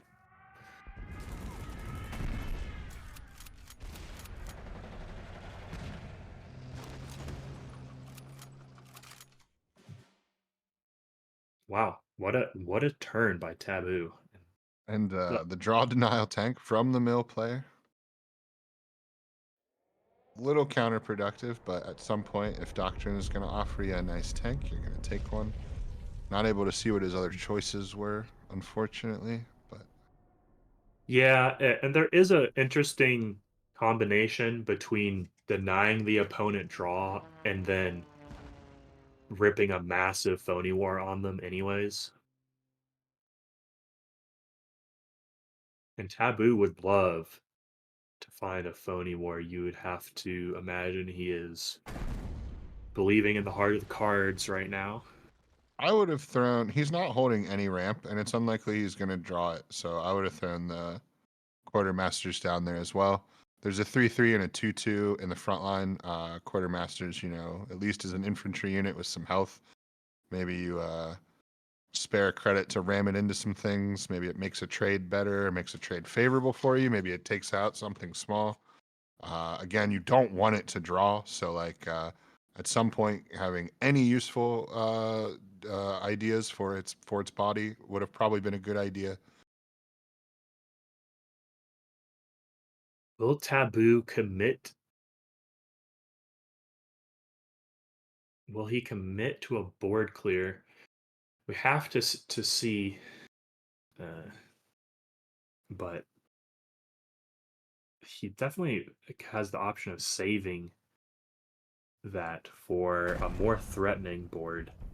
Interesting. So I was thinking the Cromwell looking a little scary going into the front line. I thought maybe he would put the infantry, blitz that into the front line. Interesting. What are you thinking here, Zyer Loser? That's not going to suppress it. Oh, I'm sorry. It lost I forgot it was already suppressed and that it lost its armor. He is much faster than I am. Xylus are in a commanding position here, all dependent on Taboo. If he can find a phony war And to how this refill, board clear comes out. If he can greed for it and maybe get a little something else, but I don't like that bomber, but I don't think that he can. Cromwell posing too much of a threat. big pack 36 coming out to the hand at least. Yeah, if he drew that first, you'd also would have thought that he would have put the pack down. Obviously, with this infantry, this elite infantry, whose number I forget, you cannot play any other unit or it will be instantly destroyed. So yeah, got to get a unit down beforehand if you want them to occupy the board on the same go round. And Marauder coming in clutch to double these deployment effects to very advantageous in this matchup. And As Taboo, Loser says, if you want me to play Yeah. that fatigue game, I'm willing to play it for a while, big dog. yeah, we got the big brother Artie and the little brother Artie on the field with. Don't talk to me or my son ever again. Some classic memes. with the Goldilocks Artie in the hand. Deja vu here. Nice big pin. That's a mighty huge gun there. Too bad you ain't gonna shoot it. Oh, bank, not helpful. I don't know what we're banking for. Bank and trust you draw a phony war. Yeah, honestly. Has Taboo milled a phony war? I definitely missed it if that is the case. Yeah, I don't believe so. So yeah, Loser is holding these cards. You gotta imagine holding you've been saying play the quartermaster for a body you don't want to draw. But you could just hold the quartermaster for the sake of not having fewer cards in hand for phony war. Yeah, the other thing about it too is, right, he did eventually draw into those milk trucks, and if you had a 2-1 quartermaster that you put yourself into a position to not be able to kill, then suddenly you really maybe Gale don't want to play those quartermasters as bad. The 4 health is nice, but the draw could be deadly. So definitely many ebbs and flows here. I gotta imagine Xyloser is down to his last couple cards. 2 or 3. Does not look like a lot. And now you'll see both quartermasters played after basically exhausting all the boy. ramp. Do we just got to go all the way up to? Yeah, I think so. I think you just go double nukes. And that's also interesting too, right? Because we talked about playing bank last turn and about how basically Phony War was maybe the only reason you do that, but maybe it's worth doing. Obviously, you would have been able to scale pretty far. Although, if I can't do math, so maybe it would make a difference because you'd need 9 and 9, and 12 and 5 would be 17, not 18. So Yeah, at this one credit point, short of the full shebang. I guess it would not matter. Phony War is going to hurt you more because you're going to put yourself on fatigue, and 18 versus 73 is not Not the the race you best. want to be in. No.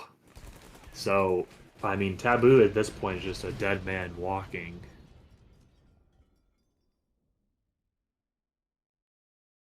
And man, is it Phony War on the bottom? It's like Phony War Blitz Doctrine on the bottom. Taboo's out here demanding a recount. Yeah, truly, Xylus are trying to stop this steal.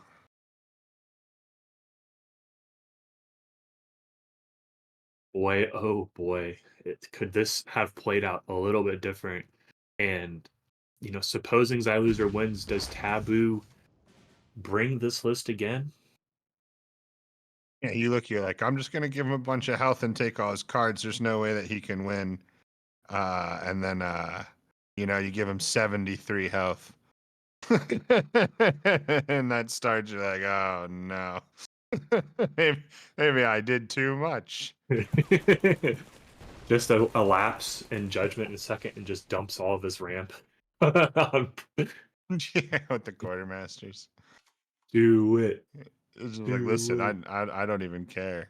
I'm gonna be fine. Takes the doctrine. It's actually not gonna help him to U-boat at all. He's gonna discard ramp that Xyloser doesn't plan on playing.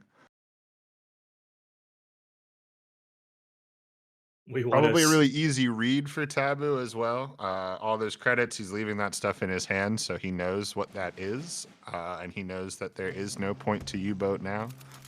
But Xyloos are basically on the top deck game, so it basically means there's never going to be a point to U-boat. Perhaps could have considered Iran Project, but the last card, the Cameronians, perhaps targeted by the U-boat just for the removal. The discard doesn't matter, but that will put Xyloser in the I only sit here and do damage club. Take damage. Wow. How does Taboo still have so much gas left?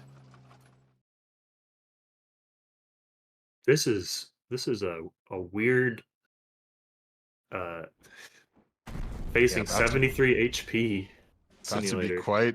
quite interesting the way this race is going to go. Honestly, I'm pretty sure Taboo is fine. I mean, you're talking about 14 damage a turn.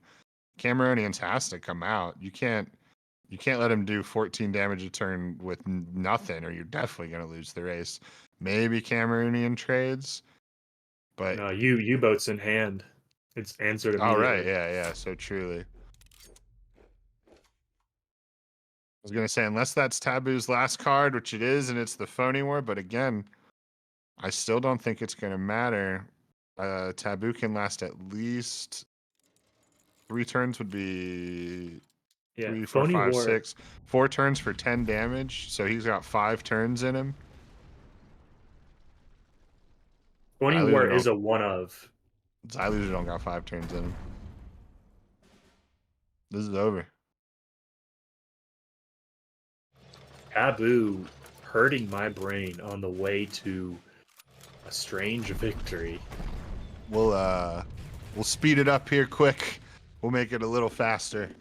But another big mill win. Taboo Man. showing that he knows what he is doing with these decks.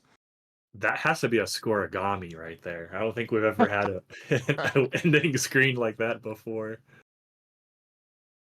70 some health. Taboo says that's fine. That was the plan all along. Every bit of HP will be ashes in your mouth.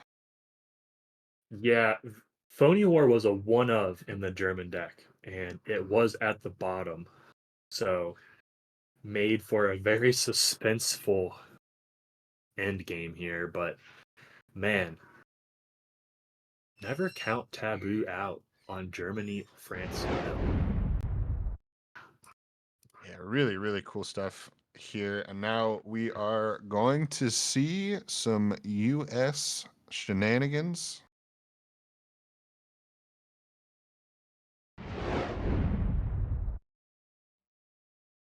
A very interesting tidbit, our stats and information department saying that both B-24Ds on Bomber Mafia runs a 4.6% chance. So wild odds for Xyloser there. And it still didn't matter. Yeah, it feels more like 100% for when people playing against me.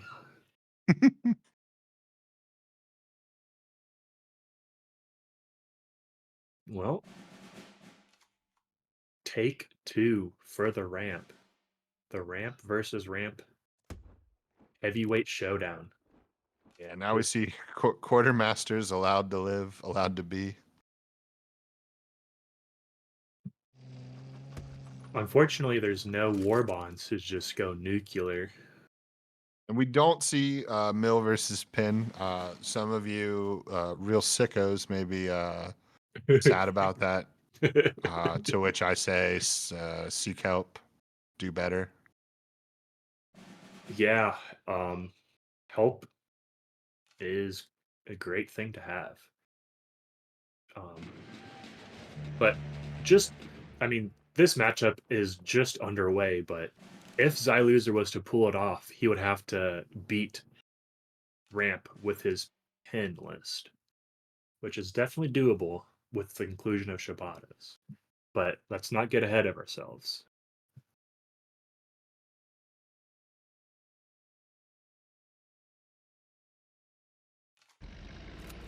Yeah, interesting here. Just gonna take some more health, another draw.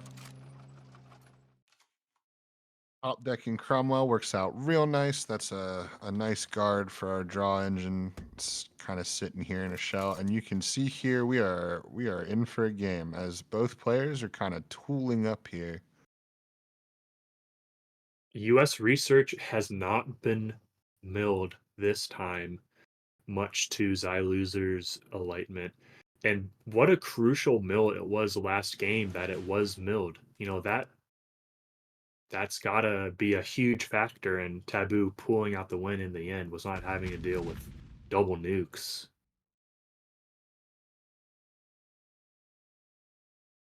Havoc, interesting. Xyloser going to kind of tick this board down slowly. Pathfinders will be a good play. We'll take the front line a little bit. No B-24D this time from Bomber Mafia. Xyloser exhausted his 4.6% luck on the last time. I guess there is the return to statistical averages playing itself out.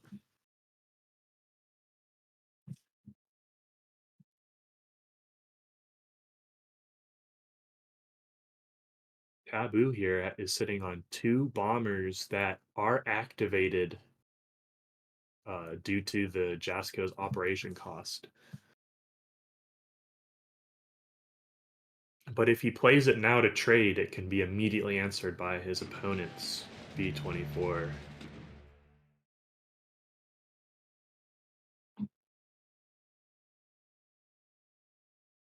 Yeah, definitely a tense game as resource pools looking fat for both sides. Health totals above 20. Yeah, I guess Taboo is just thinking about what he's going to do. There is going to be a retreat from the Pathfinders, which is fine. None of the units were too devastating to be put back in his hand. Taboo just wanted to figure out, how do I make room for this incoming retreat. And honestly, any of them would have been all right. Glamour Boys would have given him another big health drop. Jasco would have only cost 1 to put back down. Albacore only costs 2 to put back down and gives you another free pin. So, not really any scenario there that hurt too bad. What do you think about Cameroonians versus Royal West Kents as a one-off in these lists? I mean, Cameroonians is a big unit, gives you some draw. Royal West Kent might give you a little bit better tempo with your other guards.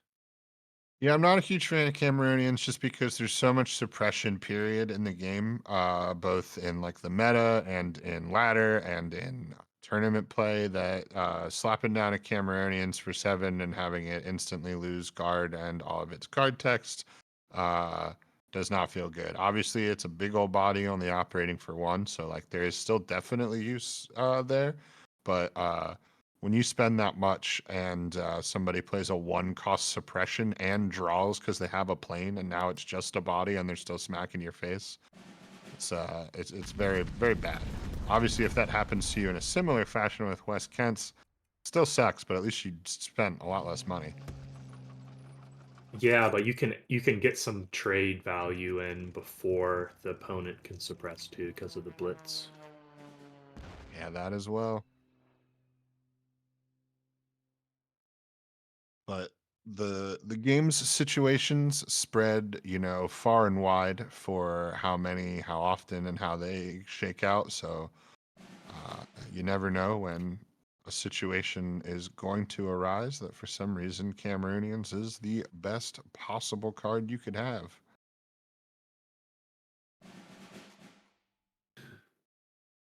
Just drawing Thunderbolt more might ramp.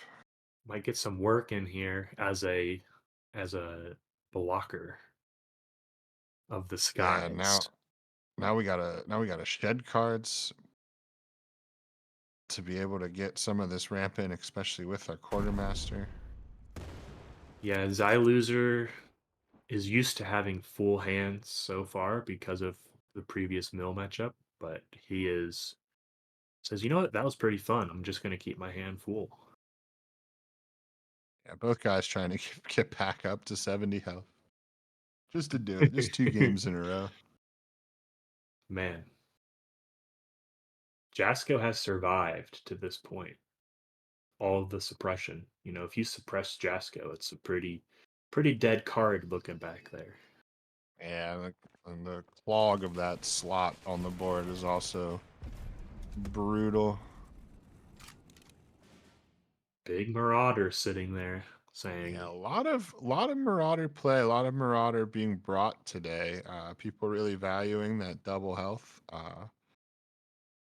synergy. Seems to be a choice among a lot of our top players today.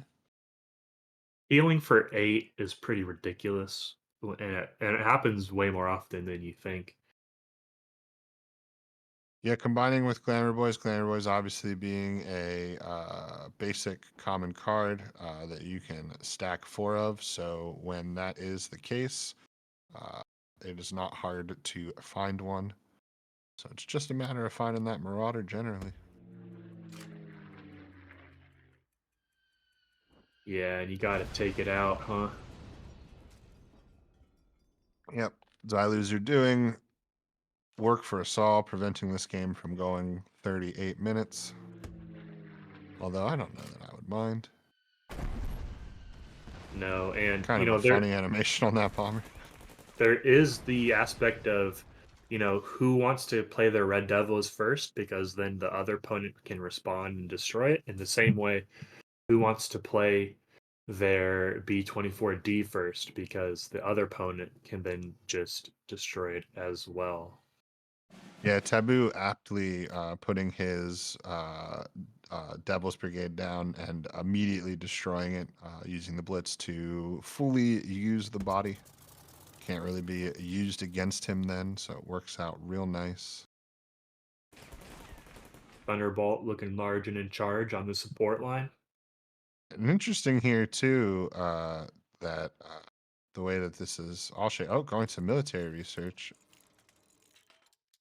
Abu plays Mill. Xyloser plays military research. We are not the same. I could honestly see taking the bomber down to a 6-2. Yeah, especially when you have the 3-4. Although with the fighter in the back line, I guess it's not super relevant. Yeah, it's pinned right now.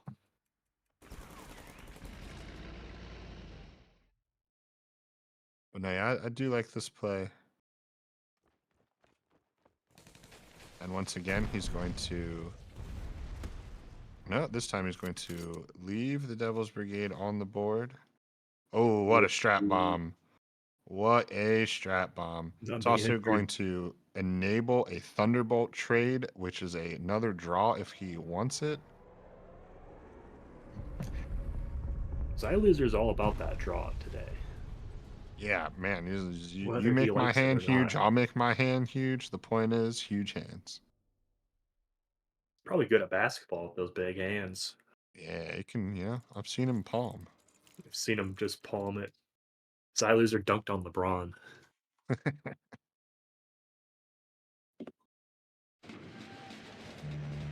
Loser with a 48-inch vert. Not many people know that. That's how he jumps all the way up the ladder. Man, Xyloser, with the research in hand, looks to be just in a commanding position.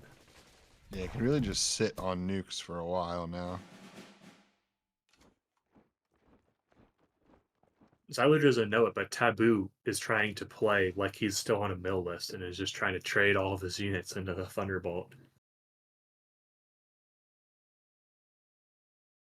Devil's Brigade going to be heard from again here, I would imagine. Would be good to put yourself onto 15 credits so that you can develop the nukes and play them in the same turn.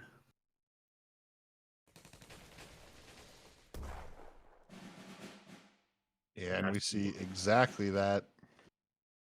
That is We're where gonna we get are headed. an extra card out of the war bonds as well. As We're these at decks draw down to their lower halves. DEFCON. What DEFCON are we on right now with these nukes? Certainly one of the higher ones. We're about to have a nuclear exchange. Carpet bombs, not great. The only really threatening thing Taboo is holding is the big blitz bomber, which Xyloser is very aware of. Everyone in the Twitch chat, please put on your radiation vests and your radiation goggles. We are in range of nuclear bombs for your own safety. Gonna take the double draw. Gonna take another draw. Just really cycling here. Quartermaster has put in enough work today to say it is justified as a draw engine.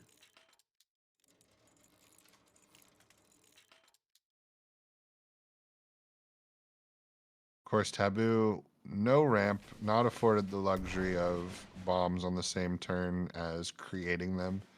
Will have to wait an entire turn before he can give the order on that flight mission, as it were. Yeah, we got the bombs in the bay doors, and the bombers are any signal ready to fly over Taboo's HQ and be dropped. Cameroonians make sense here. It kind of forces the nuke play, but also survives one of the nukes, and it's going to get up to the front line by the time the nukes are drawn. Yeah, So I do like that. You're probably going to get maybe 7 to face, or make him respond with his big bomber. Taboo does not have Quartermaster in his deck, which is probably accounts for the disparity in hand size and deck size.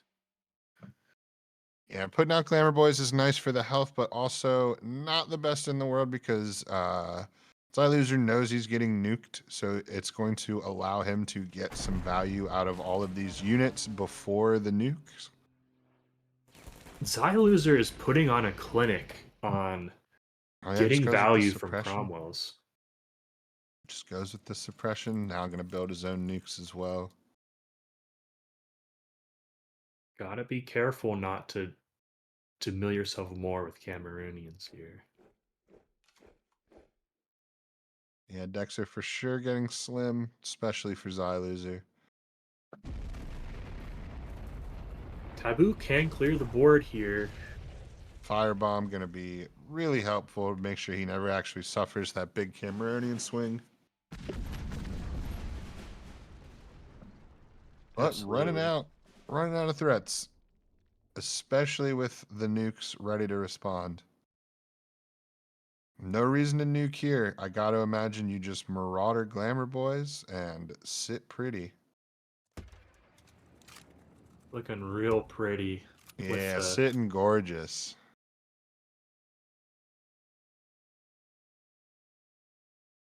with the production order to generate another threat here that has to be answered. You know, Taboo is not out of it if he can I mean, address he Xyloser's bombers and knows that he nukes. can't nuke this board, but also knows he really can't suffer this board either. The bomber making it very tricky. So he'll probably have to go in with his bomber because he can't afford to just nuke basically one bomber, but then he's going to lose his own bomber to the counter nukes. We have reached mutually assured destruction.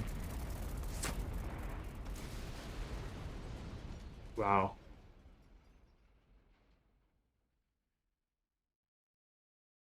Yeah, offering his Mustang in tribute says, "Please give me some card draw." You have so many cards, so it would only be fair for me to get a few. Lilus are happy to oblige him.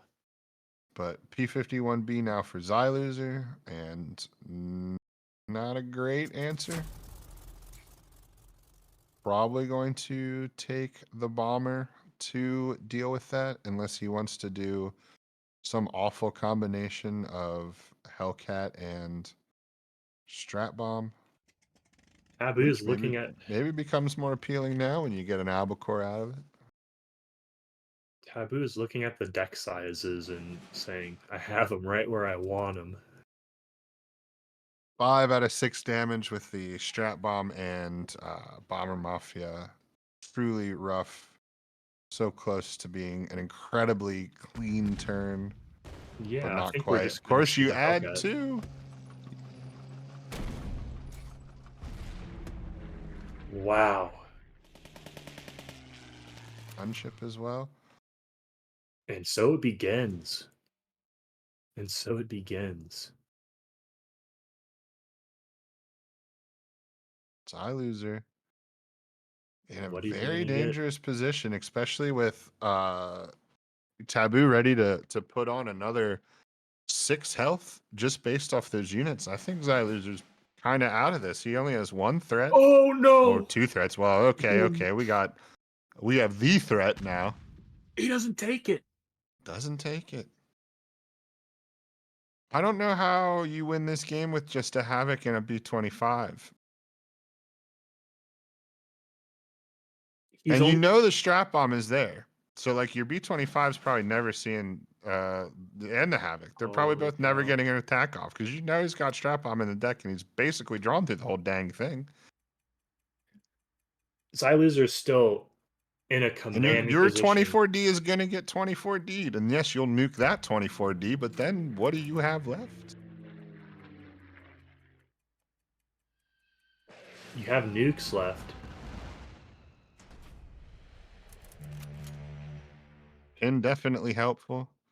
Does take him down. He only needs 1 damage outside of the nuke.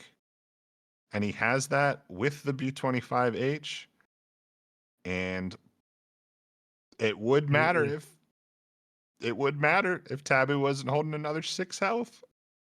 No, well, But he can can't. he yeah, I know he can't do both, right? That's the crux here with 15. Oh boy.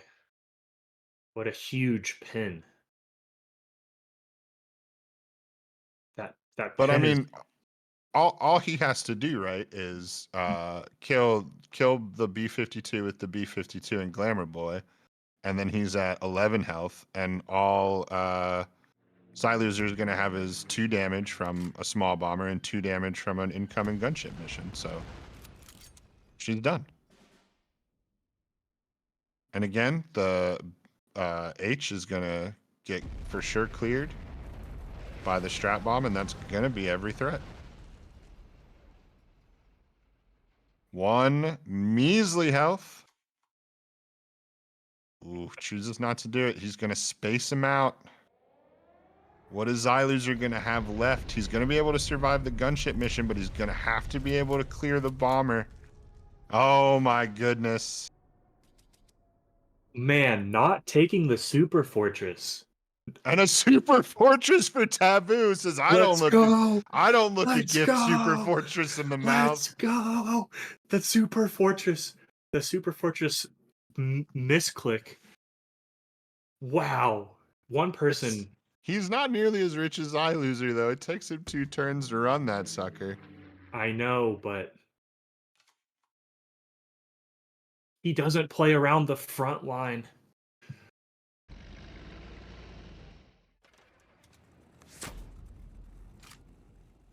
Oh my. He didn't carpet bomb last turn. What? He has to. It cost 4. Oh. He only had 3 left. He couldn't run it. No. And he has 5 damage Wow. sitting from the 3 and 2. Minor plays being so important in the end there. Super Fortress could not have been the correct take. I don't know what was. For Taboo, I don't see how Super Fortress could have worked. Maybe it was just 2 absolutely worthless other bombers. A wildly smart play by Xyloser to keep one of the bombers back, and then also to not use the gunship mission right away. He presents the last 5 damage and says you can either deal with this or you can't. I don't think you can. And the thinnest of margins matter What? the most. What are we watching? Oh my goodness, that was. What a game. And now if Taboo can't bring this back and Xyloser moves on, it is going to feel not so good. But Xyloser only with a pin deck here. Goes for the J. And normally you think ramp is fine against pin because it can go over it and disperse its threats, but the nature that ramp has been playing has been pretty heavy in backline. So it's going to be interesting if Taboo can manage the backline, frontline, dispersal of threats to play around pin. And what's also already very interesting to me is that Pin has mostly been played in metas and eras that predate Taboo. I'm not sure how much he has played the game from back then, but certainly I'm not familiar with him from back when Pin was much more relevant. And yet he is coming down looking like a veteran, someone that has been bullied by this deck before, and immediately plays around Suisse, putting his units on either side of the HQ, and then even reinforcing it by the next turn, making sure that his actual infantries that can move are both on each side of the HQ. So really playing around the what the opponent's deck wants to do at such a young age in his sort of OCC career. Really impressive for Taboo. Yeah, and Xyloser himself is playing around the suppress bomber by dispersing his threats. It would be glorious to suppress all three of those at once, but Xyloser is not offering that opportunity.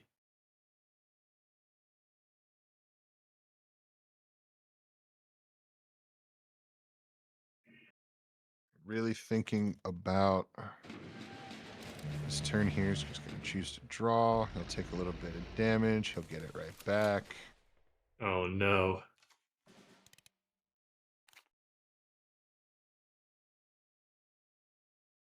And we can't. Getting dangerous with this backline. Yeah, we're getting to a point where it's sort of what the pin deck wants to see here.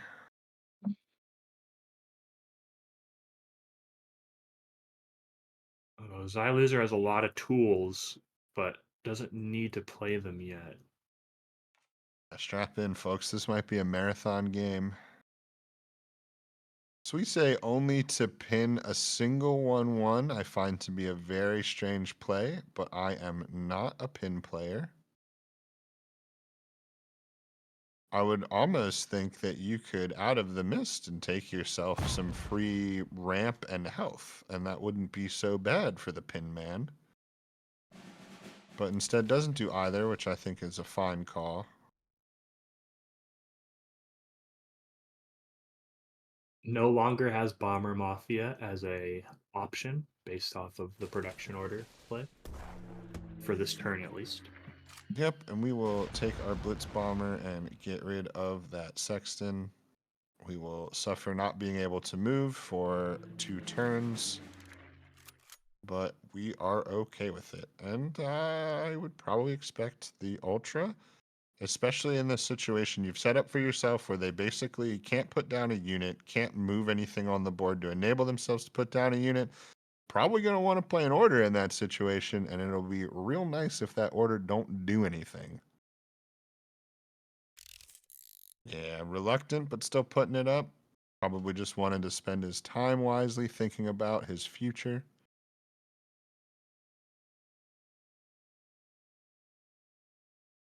Taboo going to be able to play around Ultra and still get off a Bomber Mafia. Yeah, very nice. And again, another absolute veteran play and call by Taboo. Really impressive today. Playing around Ultra, you know, pretty basic. You're going to learn that on ladder pretty quick. So don't want to toot his horn too much, but it's all of the little places where he could be making mistakes that he is not combined that comes together to be pretty impressive IMO, and that's going to be an incredible Suisse formation. You're about to be stuck, friend. The flying V formation has been created. And we're going right down with another Shibata. You can't do anything on the board. You're going to want to play orders, and I'm charging health for every order you want to play. And putting this in the front line prevents Jasko from moving up. At least in theory. Firebomb does not clear the Shibata. I'm sure that he was hopeful it would.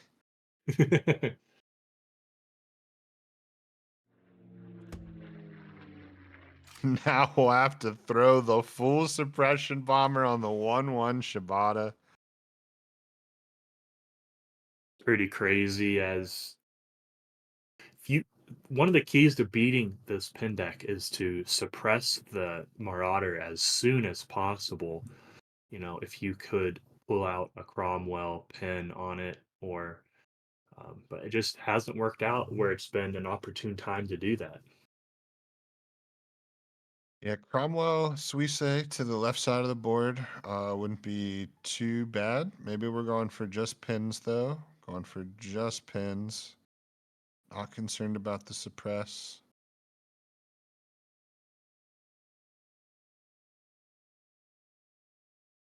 And Xyloser unfortunately missed a couple beautiful opportunities to get a forced surrender turn. Yeah, truly would have been some Why? excellent draws. And you see here the Out of the Mist used basically only for the Suisse, Why? similar to the AA brigade or barrage to get more Suisses. Why is that? Why is that an option for pin players to do? Yeah, I asked myself that before bed. With naval power and Out of the Mist, you have the ability to play, or not naval power, AA barrage. You have Yeah, the ability interesting to. to use the full 3/1 here. He could have just Out of the Mist of the 1/1 again and saved the 2/1 so that perhaps maybe later that extra damage on the offensive comes into play. Maybe it probably doesn't matter at all. It's only 1 damage, but you just I, keep misting the same Suisse. You don't need to put down the fresh one again. yeah, but Xyloser really, really, really wants to find a forced surrender in the next immediate turn.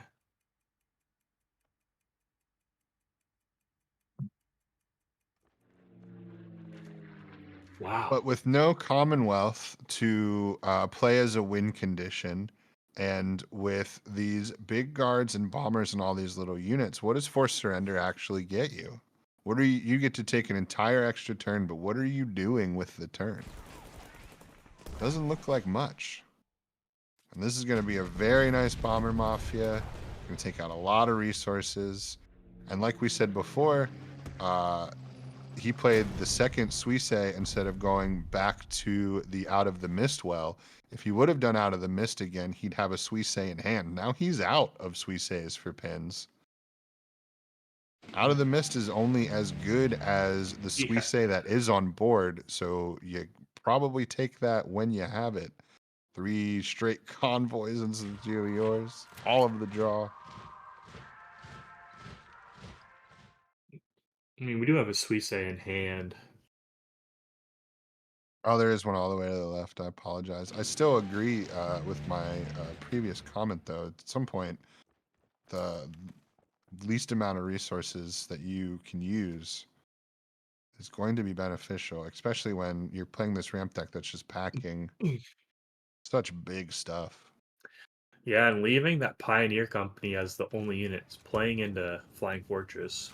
No, I'm just kidding.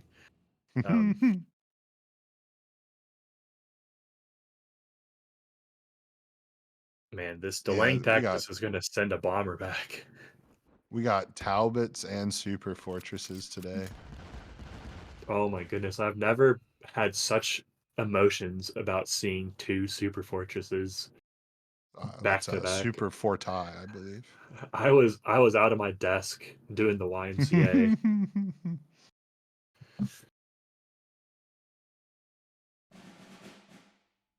Huge delaying fortress. I've never delaying Delaying tactics. Fortress, it's Delaying over fortress. for us. We It's are over for cooked. us. Imagine getting a super fortress with retreat the board text. Hope you enjoyed that turn where you got to make a move, because this next one, not so much. Yeah, but this is super painful without forced surrender. But I again really don't see like what Loser can truly build to here. True. He can build If towards not dying. all this disablement without a threat is just a slower loss than losing instantly. This deck would be a lot better with Commonwealth. Even with Commonwealth, though, the way that this game has gone and the way that the extra health that Taboo is able to generate in a US Sprint ramp deck with things like Glamour Boys and Milk Trucks, and maybe even if you get lucky, some sort of Marauder or double health, getting above 20, stopping that Commonwealth in that sort of old school way the game used to be played, probably wouldn't be that difficult either. There is a reason why Pin has always been more of a grand annoyance than something that's taken completely seriously.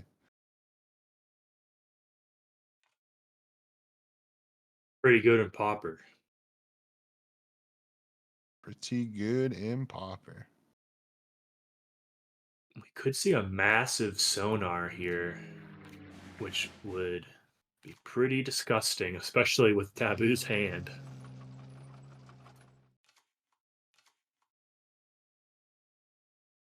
Mills a War Machine keeps the Devil's Brigade. That could not go much better for Taboo.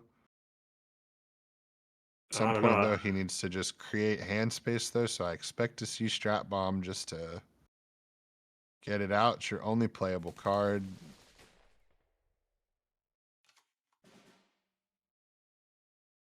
Force Surrender. We've got one Suisse.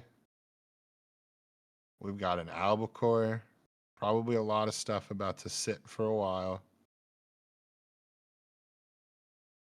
And you could think about Suissing the other side and then Albacoring the ground unit, as it's the only ground unit, and then you would have.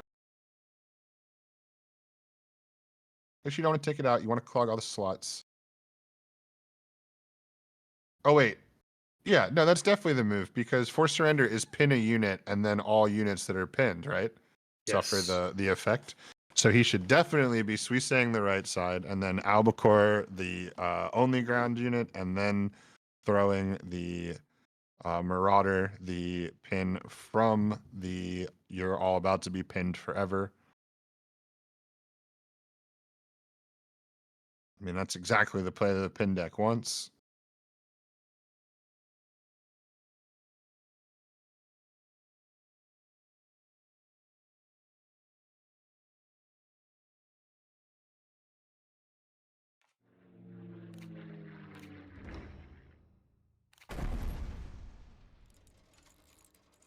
Instead, leaves Marauder active and chooses to go for the research. He will suffer a Strat Bomb that will take out quite a bit.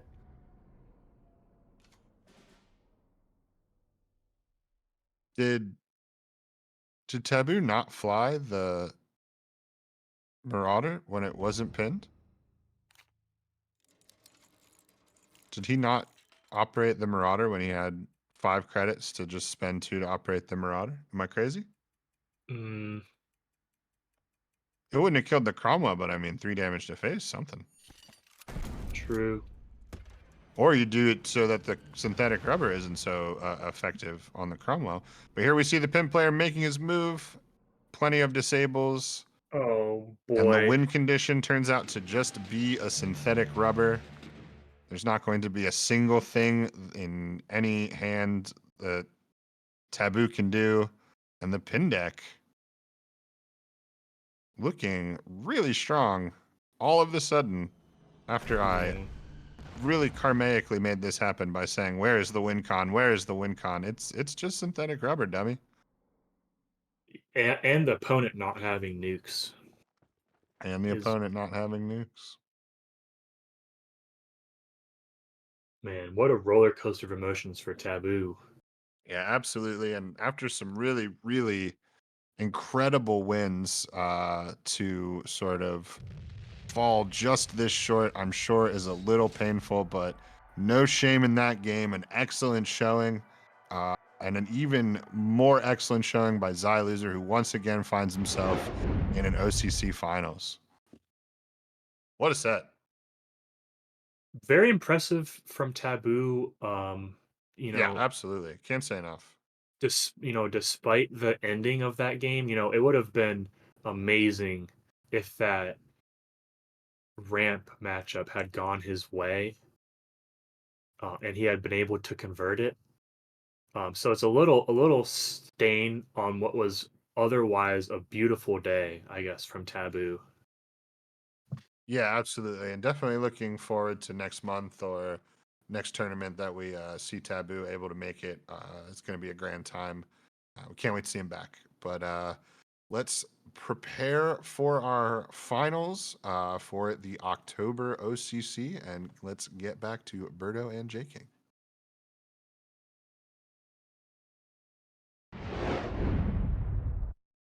Alrighty there. So you can see our finals is going to be No 5 versus Zyer. Well, we were going to have No 5 versus either the France mill decks or this Britain-Japan pin deck. And it is going to be the Britain-Japan pin deck that we're going to be seeing in the finals. Best of 5, no bans, all the decks being played. And very tough loss for Taboo there in the finals against No 5 with 2.5 much more aggressive decks. I think Taboo would have had a very tough time even getting 1 on the board against No 5, let alone winning the series. So if you're No 5, you're probably cursing your luck that you're playing instead Zyer, whose decks are going to be much more competitive into No-Ones, I think. Taboo going for the much more counter-control strategy, and No-One bringing much more aggressive lineups. So No 5 Zyer finals going to be very exciting, and here with me to cast that is Berto Burrito. Hey guys, Berto Burrito here. So yeah, that pin deck, it's very weird to evaluate. Like, how likely was it for Zyer to win that game against Taboo? Because you could tell me that he had like a 10% chance to win, I might believe you. You could tell me he had a 90% chance to win, I could also believe you, maybe. Because it's so hard to evaluate how that deck is going to play out and how much damage it's going to manage to get in. Yeah, there was a lot of moving parts in there. Obviously, if Taboo was able to draw the US research, then he could just go for nukes and clear 2 full boards and basically be in the driver's seat. And that just didn't really work out. Didn't have the clear for the Wellington, or the Cromwell, so that the British research was able to go on a 5 attack unit, start to get some damage in that way. And yeah, I mean, Shibatas as well play a big role though, because if you get the Shibatas down after they do the first step of the US research, well then you have to deal with the Shibatas before you're able to continue researching, right?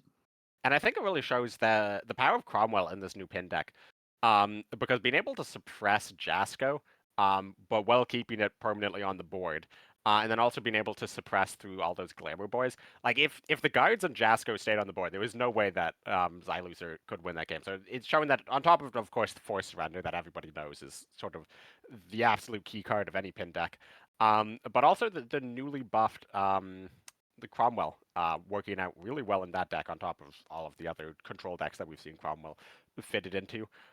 So let's take a look at the decks that we're going to be seeing here in the finals, because here from Noen, we're going to be having, of course, his German-US ramp deck.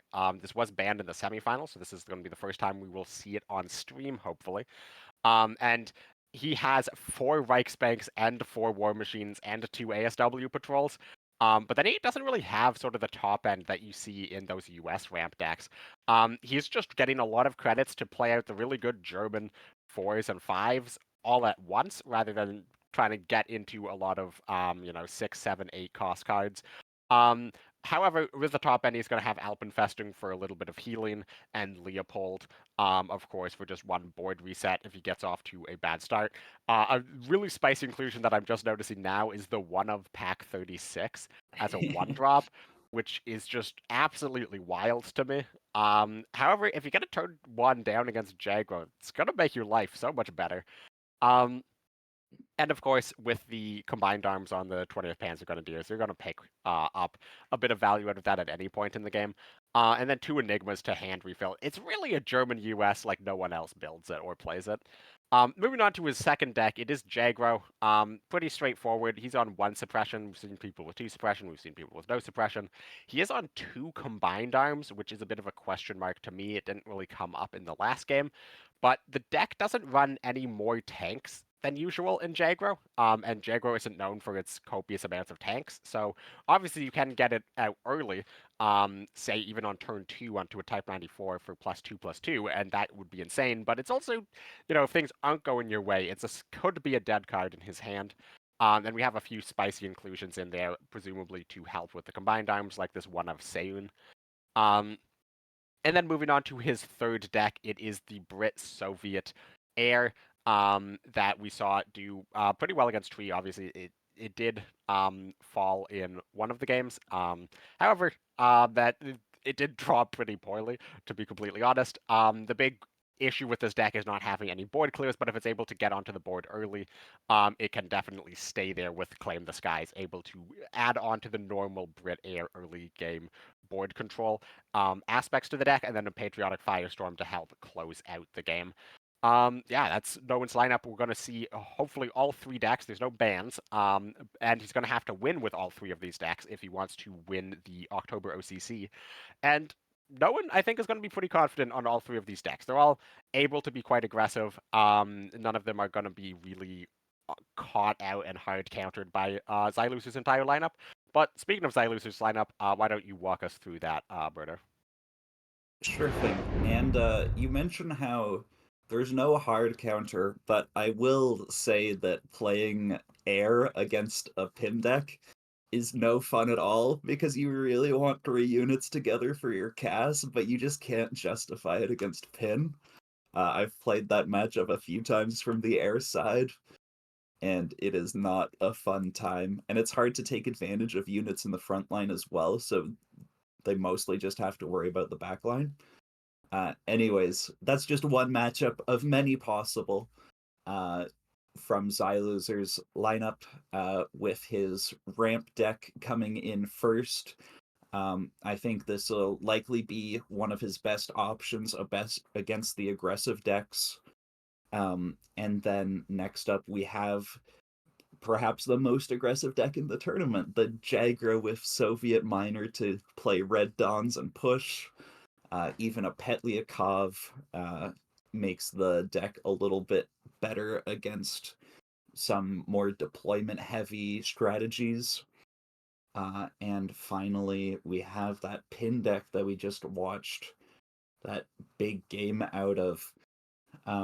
And I still don't know where I sit on this pin deck. I've talked about it a bunch, but the Shibatas, they can be backbreaking, certainly, in combination with the pin, but sometimes your opponent doesn't need to play orders into it. And this deck is kind of thin in terms of its number of threats. So if your opponent's able to deal with just a few things, then most of the rest of the deck is draw and pin, which doesn't advance your end game the same way that a more standard list does. Yeah, just going on to that pin deck. We saw against Ramp, where Ramp is just playing a lot of expensive units one at a time. Pin is able to retreat them and pin them and pin them and retreat them and pin them and retreat them. Against Jaguar, there's no board clears and there's very few units that are gonna be able to necessarily farm the Jaguar player over and over. So you know that pin deck, Jaguar can just keep tossing one health units, and it's going to be able to get enough units on the board quickly that you're not going to have a Crusader just stick on the board from turn 3 to like turn 10 or whatever. It's going to be, despite Jaguar being more vulnerable to low cost orders and whatnot, I actually think Jaguar is going to be a really, really tough matchup for the pin deck compared to Ramp, even though that might not necessarily be the conventional way people might think about a very low cost Brit control deck. Its matchups, what its matchups are going to look like. So we're going to see how that turns out, obviously. And based on these lists, who do you think, who do you have favored in the finals? Because I said I had Noen winning this from the very beginning, so I'm still on Team Noen. I certainly think both players are in it. I don't think that, you can sort of call the series, but I do agree that no one is advantaged in this series, I think for sure. Yeah, I think Xylucer just doesn't necessarily have the matchups that he was hoping for at this point, and that's always the difficulty of a tournament like this, where you might be able to predict what your first round opponent's going to bring, and you might even be able to predict what your second round opponents are probably going to bring. But you can't really predict what everybody's going to bring. It's impossible to have a good lineup into all 7 players in the tournament. And it's just going to work out that way. However, we've seen that just what your lineup is good into does not necessarily mean the outcome of the game. Obviously, we saw Pipit upsetting 66 better, and then falling to no one with a very similar lineup. We saw, and we were just the second semifinal, Taboo falling to Xylucer. I thought Taboo was quite favored in the lineups. And here we are going into the finals, game 1. No one is going to finally be allowed to play his German deck, which I think is probably his favorite deck in his lineup, and it's going to be going up into the pin. And this is going to be a very different ramp versus pin experience than we had in the game 3 of the semifinal. That starting hand for Noen is kind of crazy. Like, it's the Pack 36 is not that important in this matchup. But the fact that he runs one of them as like the thing you can play on turn 1 is just kind of hilarious. This is a very classic Noen starting hand. If you've ever played against Noen or watched Noen compete in a tournament, this is a very standard Noen hand, going first with 1-drop into War Machine, War Machine. That being said, Xylucer's hand is absolutely not bad at all. Picking up both those Crusaders might not necessarily be great immediately, but with 2 in hand, you feel comfortable probably playing 1 on turn 3, and that's not going to be easy for no one to answer, and you might be able to get quite a bit of draw out. No one ends up tossing the pack, deciding that it's not worth the card slot, which I think is a pretty reasonable decision against this pin deck. Yeah, I don't know, because it is still like a card that can attack. And, if that means that your opponent, has to use the AA barrage immediately on a Suisse or something, it comes up as relevant in the matchup, I think. If you're Xylucer, or if you're no one, you would love to just do War Machine, Enigma. However, double Shibata is going to stop that second Enigma pickup, not what you want. However, autocannon goes unanswered for a turn, and that is going to let no one clean up one of these Shibatas, and pretty strong chance of cleaning up the second one. Probably just going to see the Cromwell come out, but that's not going to stop the autocannon. Yeah, and I mean, if you're 2 Shibatas down, that's gotta be pretty terrifying for Xylucer, I would imagine. He can keep Shibata alive this turn with Delaying Tactics and Albacore. You also might just do Delaying Tactics and Forced Surrender just to buy himself 2 turns. And we'll probably just see Noan, if that is the case, Noan just going to take the 4 damage and do War Machine Enigma. And this is so small, but he takes the damage on the Devil's Brigade instead of the autocannon, which is a little strange to me, because the autocannon gets to deal damage without attacking. So it sort of seems like that would be the higher priority to me, in terms of what you want dead first.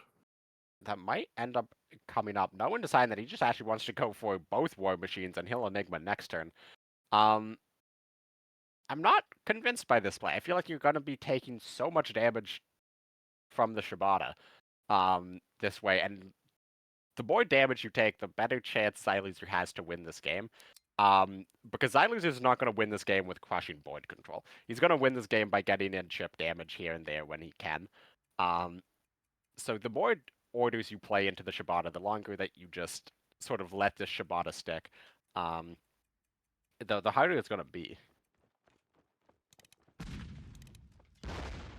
Yeah, I suppose maybe Noan, it feels like he has to go a little bit, because what if my opponent finds another Shibata and he retreats my board and keeps pinning them efficiently?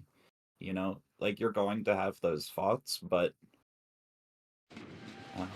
you do also have to be reasonable about how good Xyloser's hand might be as well.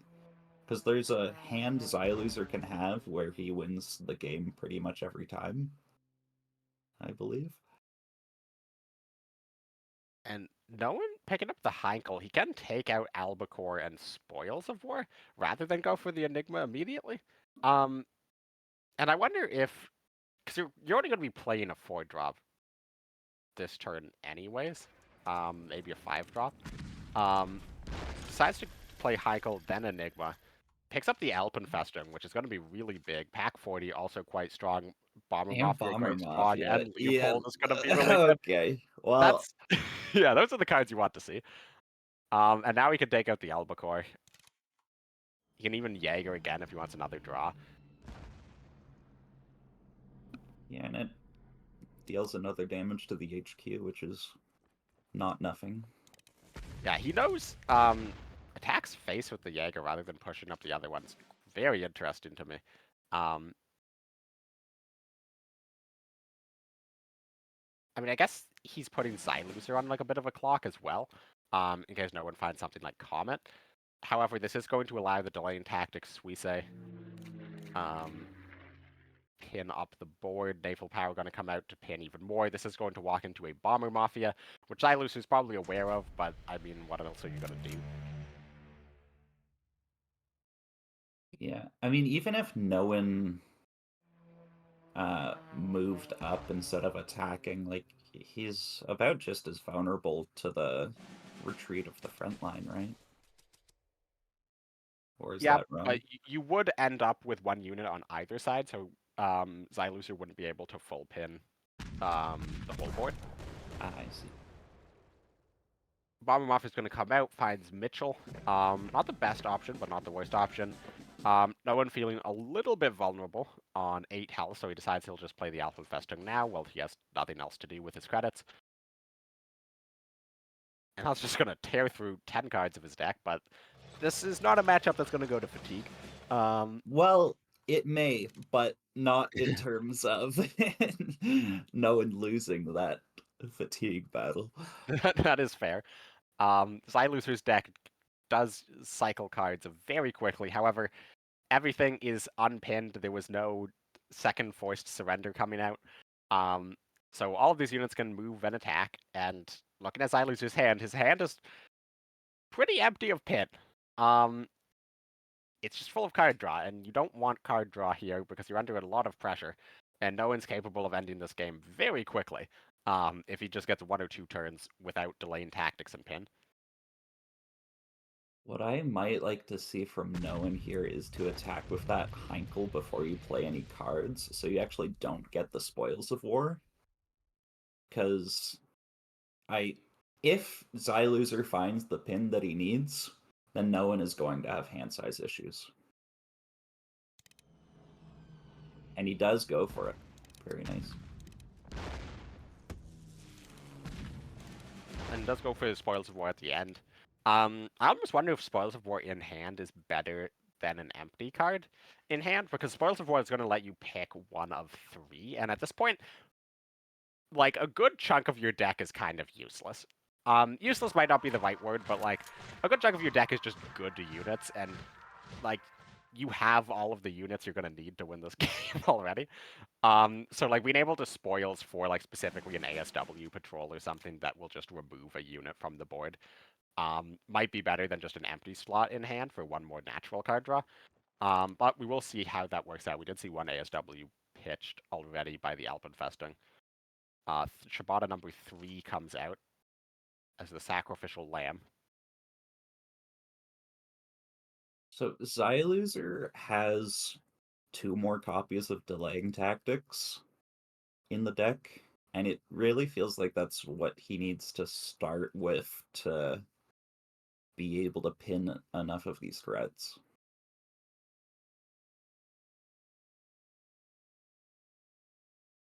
Yeah, there's... I wonder if maybe he needed to do something with Out of the Mists last turn. I don't know. Just the floating 2 credits while your hand is full and you're gonna die in 2 turns feels pretty bad. Panzer Grenadier is gonna come out, gonna put on a lot of damage. Not quite lethal amounts of damage, but certainly copious amounts. No one's gonna let the Shibata stick.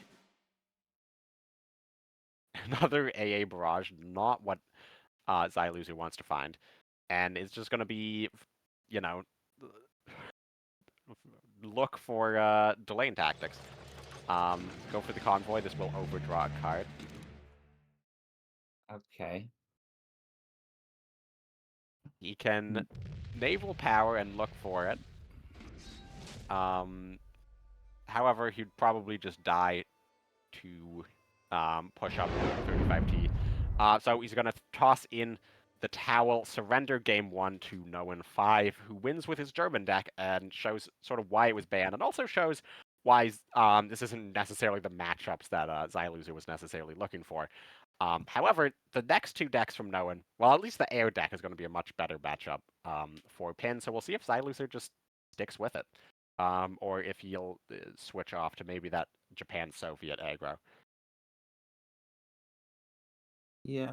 I was a little surprised to see the concede come out there because, it feels like, you AA barrage as a store, you delaying tactics to retreat the front line, you can get 3 on one side and 1 on the other potentially. It feels like there was, play there. Ooh, I'm not sure that I love starting with the cavalry instead of the Shibata against a deck with sickles. Yeah. If this is a ladder game, you almost always start with cavalry against Britain because you think, well, Britain's not going to have the ability to kill cavalry on turn 1, and if it's air, I want the cavalry in the front line. But this is an open deckless tournament, so he knows that there's sickles, 4 of them to be precise, in Noen's deck. So taking a bit of a risk there, and not paying off at all. The Shibata comes down, can push an expansion. I mean, really hope for something you can play, which Xyloser does fine. That's a huge pickup. And honestly, these double Shibatas are really annoying considering every card in Noen's hand is an order except for this Kitty Hawk. So I imagine we're going to see the Kitty Hawk come down. However, that will walk straight into most likely the bombing raid.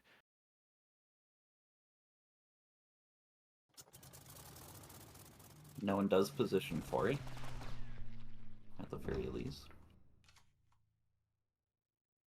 Expansion number 2 comes out, picks up the Red Dawn. He has a push in hand, so he might just want to save it. Although, honestly, I would probably just kill the Kitty Hawk with it at this point. I don't think it's worth 3 damage. He decides he's going to save it. I have not played Push Jagro, so maybe the burn is much more consistent than I think. I mean, with the sorry, with the signal regiment on board, I feel like that makes this play make a lot more sense because no one's already down to 14, and there's not going to be a convenient way to kill the signal regiment unless he finds another copy of help me with the card name, the Soviet one. Claim the skies. Claim the skies, of course. And it makes it hard for no one to play these sickles. Yeah. No one's happy that the Shabatas are gone, but Dragon Slayer's somewhat annoying cards. You have to trade it out. I guess you can do close air support, sickle, trade in Chaika, but then you don't even have the credits to attack with the Kitty Hawk, so then it's not necessarily even worth saving the Kitty Hawk at that point.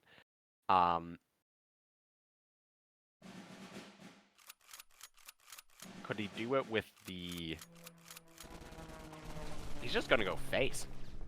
No one just says, I can race you, you have to trade with me. And... Yeah, and this makes a lot of sense with also limiting the options for push as well. Yeah, Zyer loses 2 damage off lethal this turn.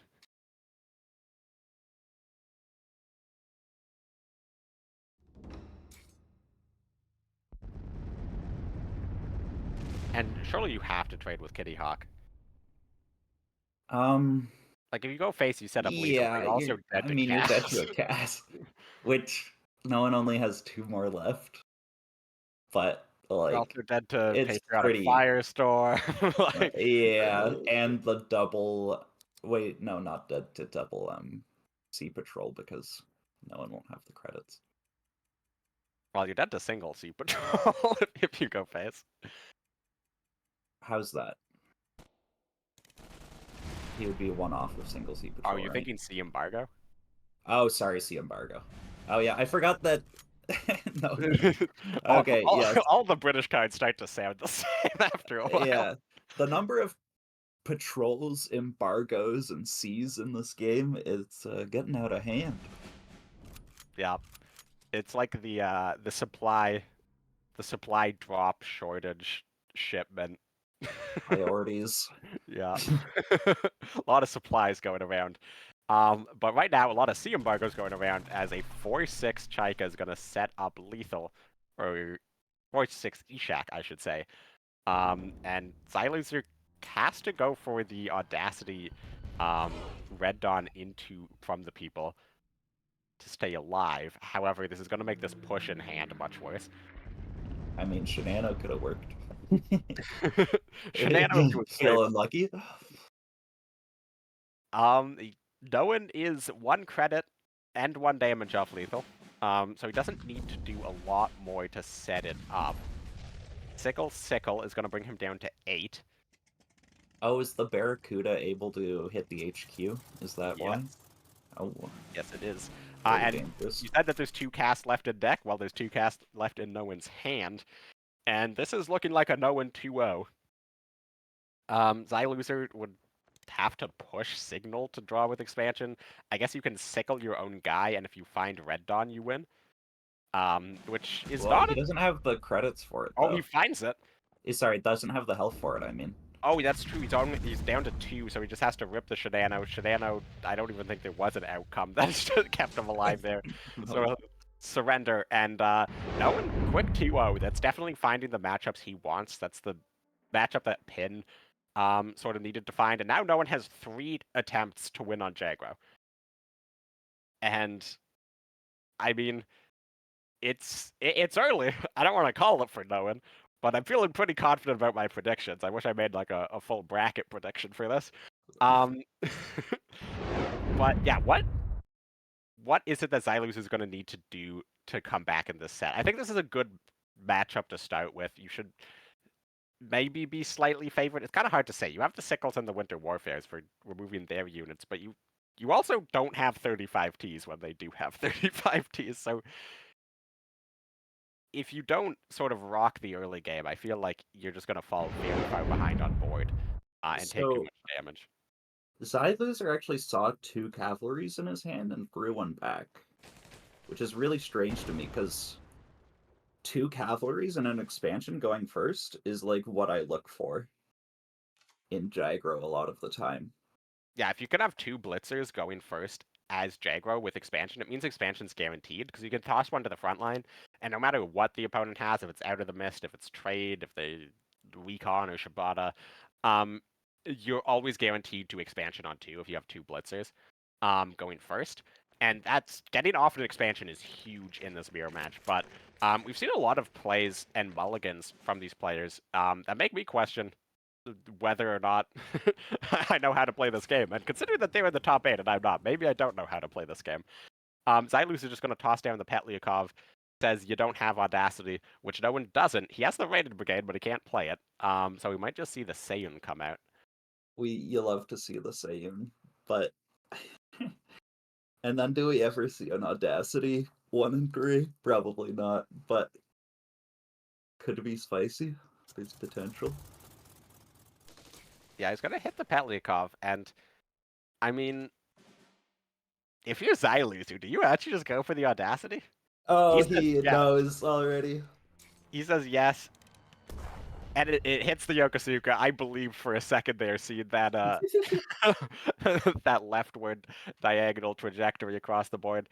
So the Petliakov's going to die. The Aichi is going to be able to trade out the Seiyun on the following turn. However, no one's still going to have board control, and Zyer has dealt 0 damage to the HQ. We're going to be 1 after this from the signal after the Petliakov dies. However, this signal regiment's also not going to be sticking around particularly long with the suppression and raiding brigade in the hand of no one. Yeah, I'm starting to get a little worried for Zyer. The scouting party is pretty good, but it's low tempo, and it feels like no one has the tools to win off of tempo, even if Zyer can get value. And Zyer is not running commit the reserves. So this Dragon Slayer might even just come out on board Yokosuka 2 to face and say, yeah, you can draw cards, but how do you answer Dragon Slayer? I mean, there's a world where Winter Warfare and Red Dawn can answer us, or maybe you hold back the Shibata in case your opponent has like Yokosuka, Winter Warfare, Red Dawn. Yeah, I mean, there is the option to play Type 94 Connectory to the HQ that I would not mind. It's going to suppress the Signal Regiment, avoid as much burn damage as possible, and picks up the Desperate Measures. It looks like we are just steamrolling our way to a 0-3-0 finals here. Yeah, On the Ascent doesn't do anything at all with the suppressed signal on the board. And I think it very much If feels... Zyer found a push, he'd be able to kill the fighter. It actually very much feels like this entire finals might be less than every individual game from the semifinals. He can kill Dragon Slayer. Decides to go for the double Shibata, and you know, maybe there's some crazy world where a push gets drawn and no one trades one Shibata and not the other, and doesn't go face at all. But that's not a world we're living in. No one's going to send this Dragon Slayer to the face, which is going to prevent Zyer from getting any push OTKs out of nowhere. Probably also see Raiding Brigade take out the Recon. Maybe even just Type 94 face as well. Just drop your opponent to 4 if you really want to go for it.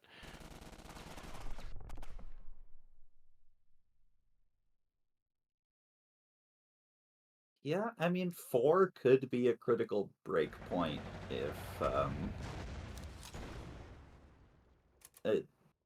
Zyer takes 2 damage from Shibata, but none of it matters.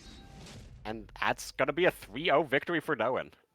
Just speedrunning his way through the finals here, just absolutely dominating, and it really just sort of shows the sort of the different matchups that we had on the different side of the brackets. On the bottom half of the bracket, the games cast by, of course, Thanatron and Cornguy, because they always get the slow matches, was very, very control heavy. We saw the anti-control deck from Taboo taking over Leo's discard decks and then falling to sort of that ramp and pin combo from Zyer there. And then on Noen's side, it was just aggro decks, beating aggro decks, beating aggro decks, with a little bit of pipit spice thrown in there. But huge win coming in here for Noen. He's really been doing quite well for himself in the last few months. Obviously, he's in basically every single OCC, but he's been making deep runs in the last few. Another great win. Absolutely. And I mentioned it before, maximum pressure out the gates. That is Noen 5's specialty. If you get him into a long game, sometimes he'll have more trouble, but if he has the tools to keep you down for starting early on, he knows how to not give up that advantage. And it enables him to do crazy trios like this. I've certainly been 2-0'd by Noen in less than 5 minutes in OCCs before in the first round when he has a ban. And he's showing he can do it in the finals too. Yeah, it had some pretty close matches to get there. However, 3-0 in the finals. Noen warmed up, ready to go. And that is going to be it for the October OCC. Thank you, everybody, for watching. Shout out to production behind the scenes, making sure everything runs smooth. I know from personal experience that spectator mode is very frustrating to work with. And thank you to Thanatron and Cornguy for casting. And yeah, this was a great tournament. Huge win for Noen. 2, 1.